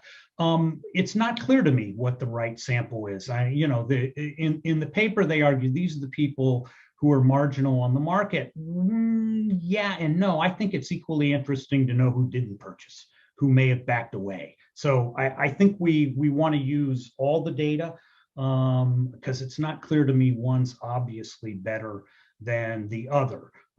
Interestingly enough, until the high frequency data out of the New York Fed survey in COVID, it was really fascinating to me when Adam showed me his slides a while, but before today, that, wow, these surveys really line up. But I do agree, particularly with the remarkable rise in the COVID era of prices, it's going to be worth trying to get at some high frequency data and see what we can understand from that. Lots of tests for rationality. For me, again, as a micro person, I'm less interested in that than in what the expectations might reflect or might not reflect. And I'm going to talk about that in the context of changes in the COVID era. Okay. All right. So other big picture thoughts. Interestingly enough, to me, the passage of time has not changed the basic characterizations of the short run and long run expectations that the authors talked about. They've changed over time for sure, but the short run's very volatile. It's clearly a little backward looking, but also contains information about the future. The long run changes in waves, and Adam talked about that. One of the things that I think is really underappreciated and underutilized is the data they have on comments. Now, in the paper, they say it's kind of like a focus group. I don't know if I'd go that far, but it's within hailing distance of being a focus group. And I think that's important information on the what they were thinking part of the presentation here. And I would hope these data can be more widely published and used by all types of folks. Because I'll come to that, but I think there's real information that the whole profession can benefit from.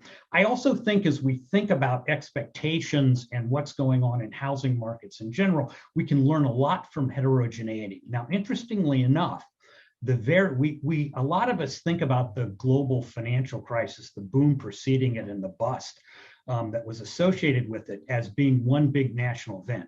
There was much more heterogeneity in price growth back then than there is now. And I'm going to show you some data on that using the Case-Shiller indexes.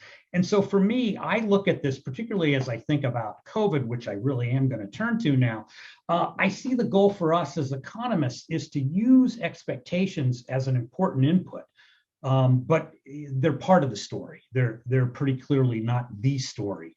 as it were. So what about COVID? I find this area fascinating. These are just plots of appreciation rates from a blog called Calculated Risk, which I like. Bill McBride runs it, used to be at The Economist, and I love his visuals, so I'm stealing a bunch of his plots. But this is a plot of 3 different Case-Shiller price indexes. The blue is the composite 10, that's the 10 big markets. The red is the composite 20, another 10 fairly big markets. And then there's the national index. The thing I want to note is 2 things about the COVID era.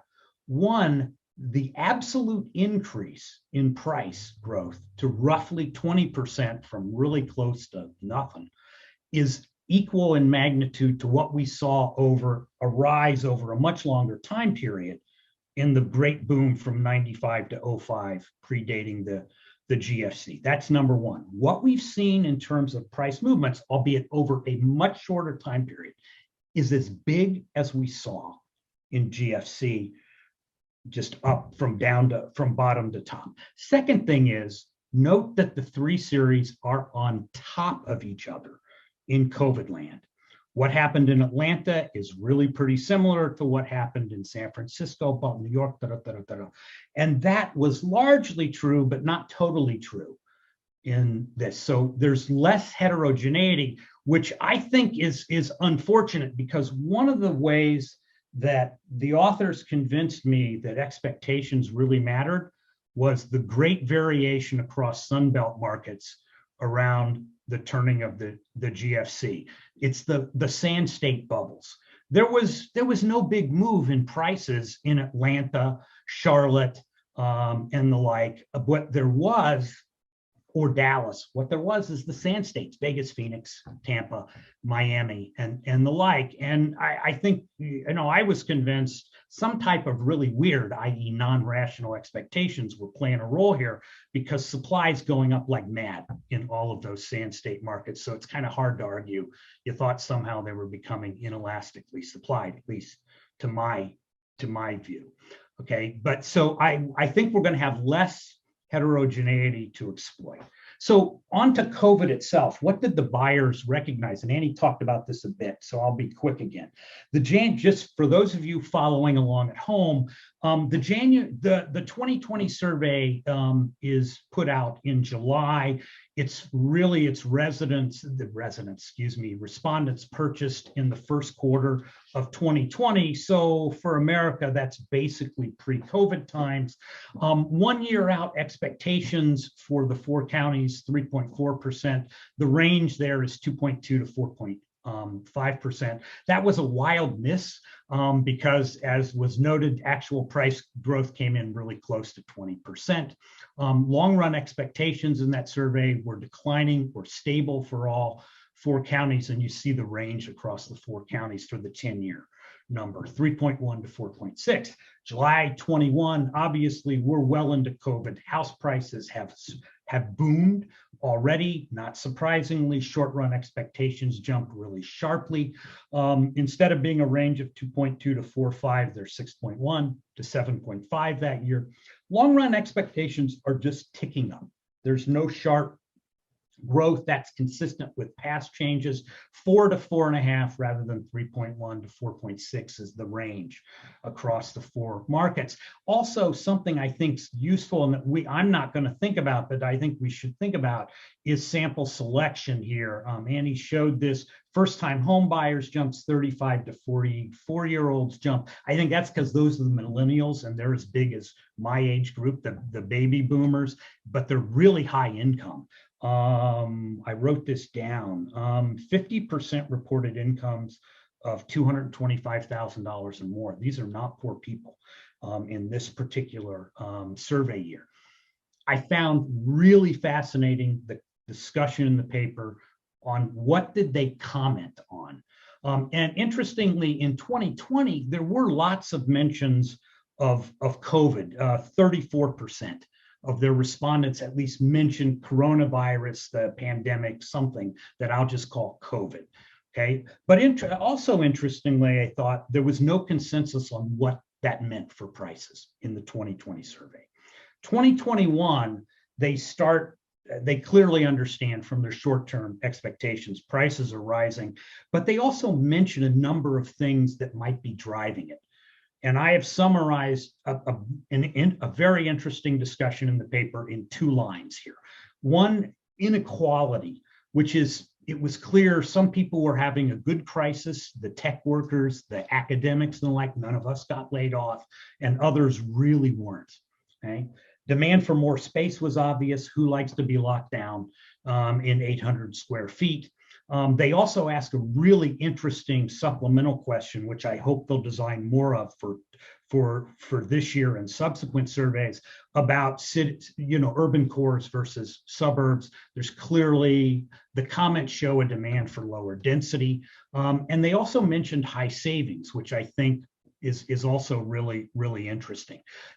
One of the things that didn't show up in the comments, at least as discussed in the paper, is that there was not much indication that anybody really saw the huge disruptions on the supply side, which I am going to document in the next couple of slides, as particularly important, right? It was more who are the winners and losers from COVID? Everybody needs more space because getting locked down sucks is the technical term for that. And we have a bunch of money. We've got a lot of savings here, okay? Now, I find myself being in the somewhat odd position of being more worried about us having a material correction in pricing today than I think Bob is, and maybe Adam. And one of the reasons, that in the article, they go, today looks less bubbly than 2005, which I completely agree with. And I'm a micro guy. I don't know what a bubble is per se, but I found this is a slide Bob showed, and I think it's really fascinating. And you go back to just, the couple of years before the GFC, and you see this huge gap between long run expectations and mortgage rates. And yeah, if you lever up, again, ask my students what they do with that type of gap. They lever up like mad and think they're going to make out like bandits financially. And that's what Bob implied. And that's gone. And I completely agree that that's not what might be causing mispricings that I'm worried about. It absolutely does look less bubbly, but I'm not so sure that's a sufficient statistic for are we mispriced and what might happen, okay? Like I said, I love that graph because if they're right, and I think they are, that huge gap in 03, 04, we should see more people being homeowners. And this is just a plot of time and it was rising like mad. So that's a good thing. This is kind of weird down here. This is the most recent data on home ownership. And I think that's clear. It's really hard to measure because at some points, my son is living with us and then he's got his own residence, depending on what month he might have been surveyed in the data and the like. Now, there have been really dramatic disruptions on the supply side. And I'm going to show you evidence of 3. This plot is the first one on supply chain snafus. And last night, sorry, I missed yesterday. Yesterday, I had a guest speaker, the CFO of Toll Brothers, big home builder in the United States, who talked a good bit about how the supply chain snafus are not getting better, at least on their projects. And the evidence of that is the difference, the vertical difference between the blue line, which is starts of single units homes, and the red line, which is completions. Usually those things are on top of each other, not anymore. That's a 200,000 unit gap between permits and starts of single family product. That's about a quarter of the annual flow. So that's one thing that's changed. Starts are actually not that weak, but the builders can't complete them, at least not yet, okay?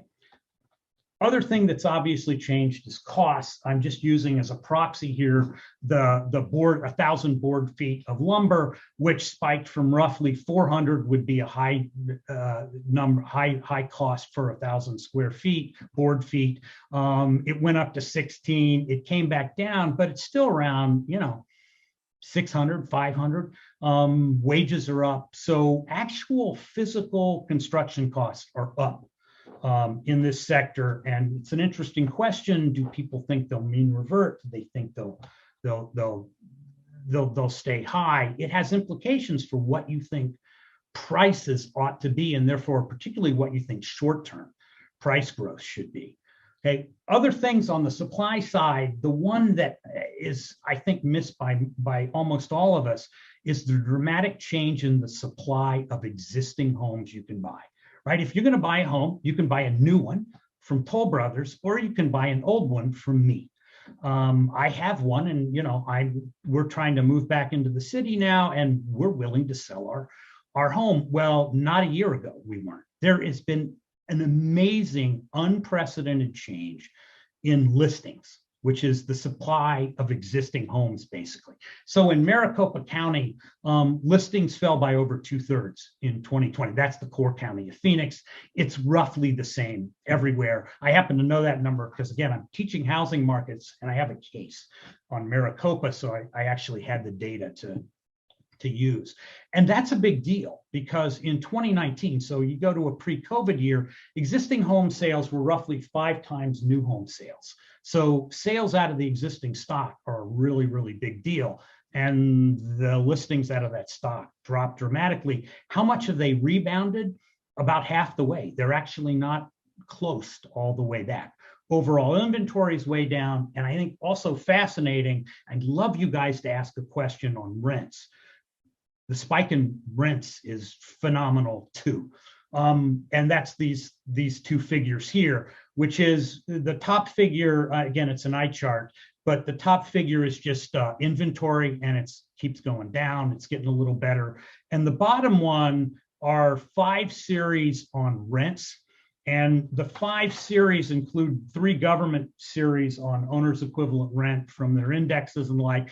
And those show no movement, and none of us and nobody in the residential real estate industry believes those series. They believe the blue and the yellow, which are Zillow's rent index and the apartment list national index. So that's a space market. There's no expectations there, right? That should just be equilibrium and in a spot market, a spot space market. I find that really fascinating. So to Adam's point, supply is actually starting to ramp up a lot now. Now, it doesn't mean we can get all of these permits and starts to actually be completed, but these numbers are getting pretty high up now.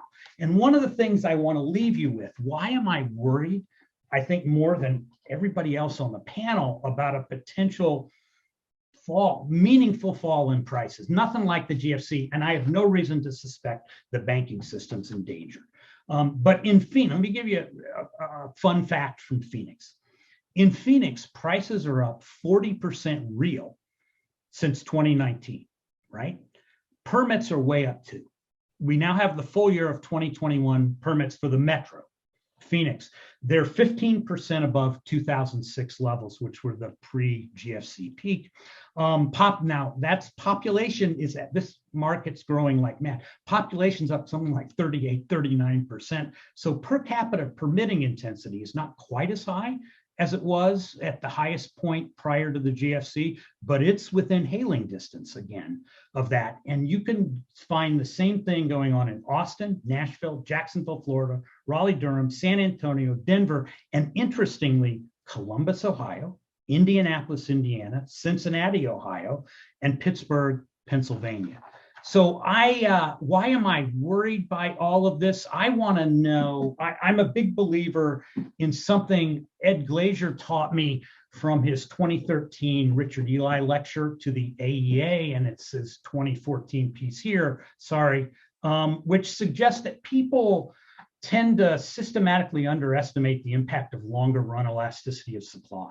And we're starting to get supply now. Whether we can solve the supply chain snafus is another question, and whether construction costs are permanently higher because labor costs more and it's not going to mean revert back, and lumber's not going to mean revert back, and the like. Like you said, I want to know. So at the end of the day, I think COVID is really fascinating and really worth studying. I want to know what underlies the expectations. Is it a fear of missing out, which is hinted at in the article? Do they understand at all what's going on the supply chains? I think these mistakes can last a long time. One of the reasons, as Bob noted, wow, home prices are not a random walk, are they? The limits to arbitrage are really wide. If I misprice my house, there's nothing you can do about it. Bob can't short my house, even if God talks to him and he knows my house is mispriced, and I think it's worth more than he does. He can't short my house because it's illegal for him to borrow my house. And afterwards we can talk about why don't home builders use the futures market and the like. But at the end of the day, I think it's the fascinating question for me in housing markets. I have no doubt expectations are going to play a big role, but I also want to know what's behind those expectations more than I know now. So with that, Jan, I think I'm done. Great paper. And let's all try to figure out COVID in housing markets. Thank you. Thanks, Joe. And Adam and Joe, both great discussants. We have a couple of people with hands up already. And so let's start with Rick Mishkin. So this is a point that Joe just mentioned, but it relates to Bob's great disappointment, which is one of the reasons this research is so important is because it's exactly the housing market, which is one where you think the rational expectations or efficient markets would not be true, because you basically don't have these arbitrage opportunities. And in fact, one of the great disappointment that Bob, I think, has had for a long time is that he wanted to create markets to actually where you could have these arbitrage-like opportunities, and so you get something closer to efficiency in those markets, and it hasn't happened. And why that hasn't happened is actually exactly this issue, Joe, that you've raised, which is, it's a really interesting question. The second issue I just want to ask about, right, to Adam and Joe, which is, it does look like this particular episode right now is one where it's not a bubble in terms of expectations. And there are actually fundamental factors driving it. One question is the public policy issue. If the supply constraints are because you have to get more wood, you have to get more workers and so forth, it's efficient that the prices should go up because that's what's going to actually increase the use of resources. But how much of this is a public policy issue? That one of the key things that's happened in the last 20 years is the supply restrictions from zoning. So this is very clear. We prevented somebody from building on 4 acres near my house for the last 10 years. We also don't like them. They built our houses and did a crappy job. But how much of that is important now? And actually, why did it change? What actually caused this increase in the difficulty of actually building new housing? Adam, you want me to start on that, particularly Let's take one more question before we go to you guys, and we'll let Carolyn ask her question and then come back. Okay, thanks, Bob and Adam and Joe very much. So what I'm interested in is the period over which buyers are thinking about forecasting when they buy a house. And I think that must differ a lot among different types of buyers, right? On one extreme, you could have someone who's almost a house flipper who's thinking, I'm going to buy this house, I'm going to improve it, and then I'm going to, flip it to somebody else.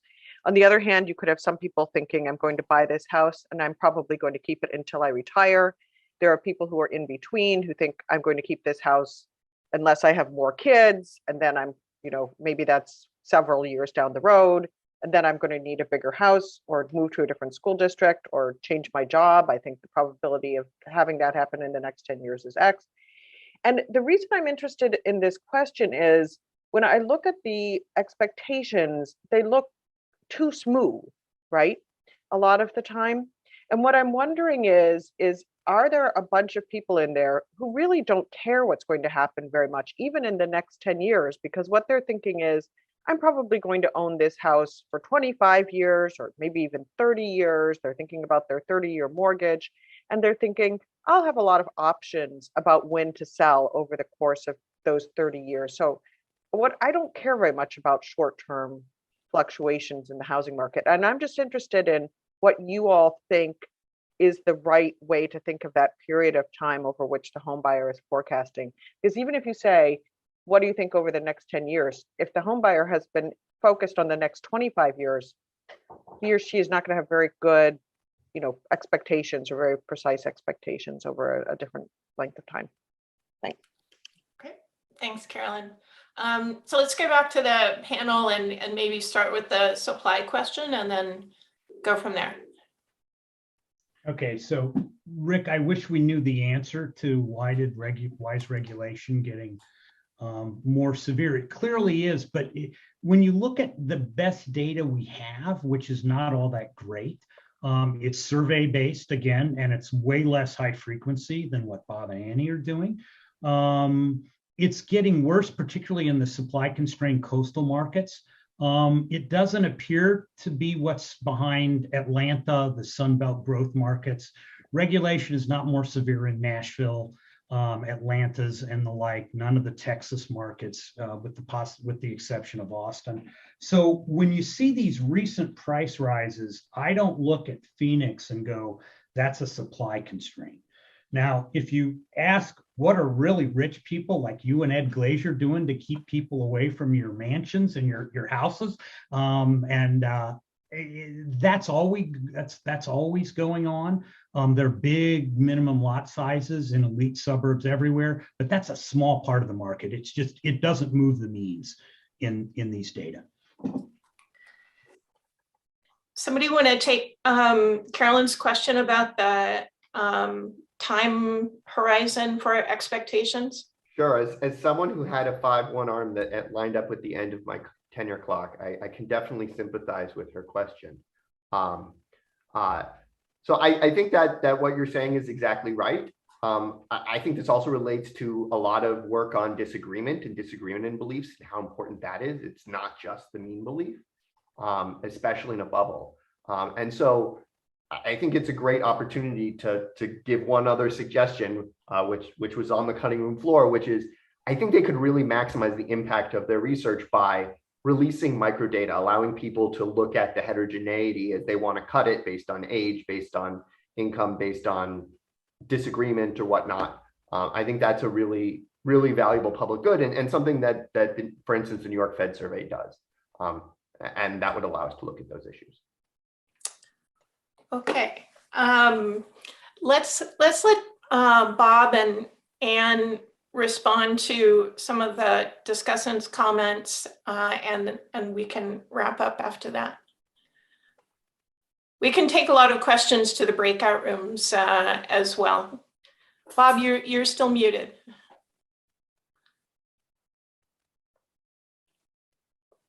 Okay. So the question about investment horizons is a difficult one. And Joe brought up focus groups. You have to understand how people think. The best thing to do is to talk with them. So I'd like to see someone start a focus group approach to creating a time series. So, back and forth between a skilled moderator and we rely heavily on George Gallup's idea of just doing a fixed questionnaire. There's a lot of complexity to human thought. I think on the second question, we do, a strong, we eliminate outliers by using a trimmed mean as well as looking at unrealistic data for other reasons. And so that really has narrowed the scope of expectations, perhaps bringing both of them a little bit more in line. But overall, we get a pretty good response in what seems very realistic. I take a look practically at every single response that we get. And so that's kind of what my view on the second question. So we have 2 minutes left here. And one thing that really stood out to me in reading the paper, and several of you mentioned it, later was the role of the first-time homebuyers and the younger buyers, the millennials coming in. And what I remember about, that group from early, pre-COVID days was that they were very slow to enter the housing market, or at least that was my impression. So do you think of them as sort of representing pent-up demand, and COVID sort of finally got them into the housing market, and many of them, as Joe said, had the resources all along? Or is there some other story to explain these first-time home buyers and the millennials coming in? On my side, I would say they started to come in prior to the 2021, but there really was a jump, a surge. And when we look at the individual responses, you see like was mentioned, higher income, they kept their jobs, et cetera. But when you look at the number of first-time home buyers and the fact that they're generally in an older cohort than previously, and one of the things I wasn't able to get to in the slides, in 2021, we asked them what the previous size of their house was and what the current size is, and there was a 41% increase in the square footage of their homes, which is way beyond any other year. Of course, part of it was that people wanted an office at home, but those were largely people moving from rental to ownerships. And I think in addition, you had the financial ability with those really high savings rates when they couldn't spend their money, and the millennials, so to speak, were the ones who spent their money going out a lot more. So it was a prime time for them to enter the market and get out of rentals. Okay. So let's wrap up from there. Everyone should have gotten an email with the links to the breakout sessions. And since we'll be splitting out into breakout sessions, before we all go, I want to first take the opportunity to thank the terrific staff at Brookings who support this conference and keep us on track all year, but then also support the conference days and the publication of the volume. They do a terrific job, and we couldn't do any of this without them. So first, big thanks to them, and a reminder for all of the participants that the next conference is September 8th and 9th. We're quite committed to being in person for that conference, so we look forward to seeing you in full in September. So thanks to all of the authors for great papers, the discussants for your terrific comments that kick off a lot of discussion among the participants. And we'll see you in September. So click on a link to a breakout room. There's one for each of the papers. And I know I'm going to go ask a question about rents because Joe teed that up in the housing breakout room. Thanks a lot. See you soon. Thanks for watching. Be sure to like and subscribe for more videos from Brookings.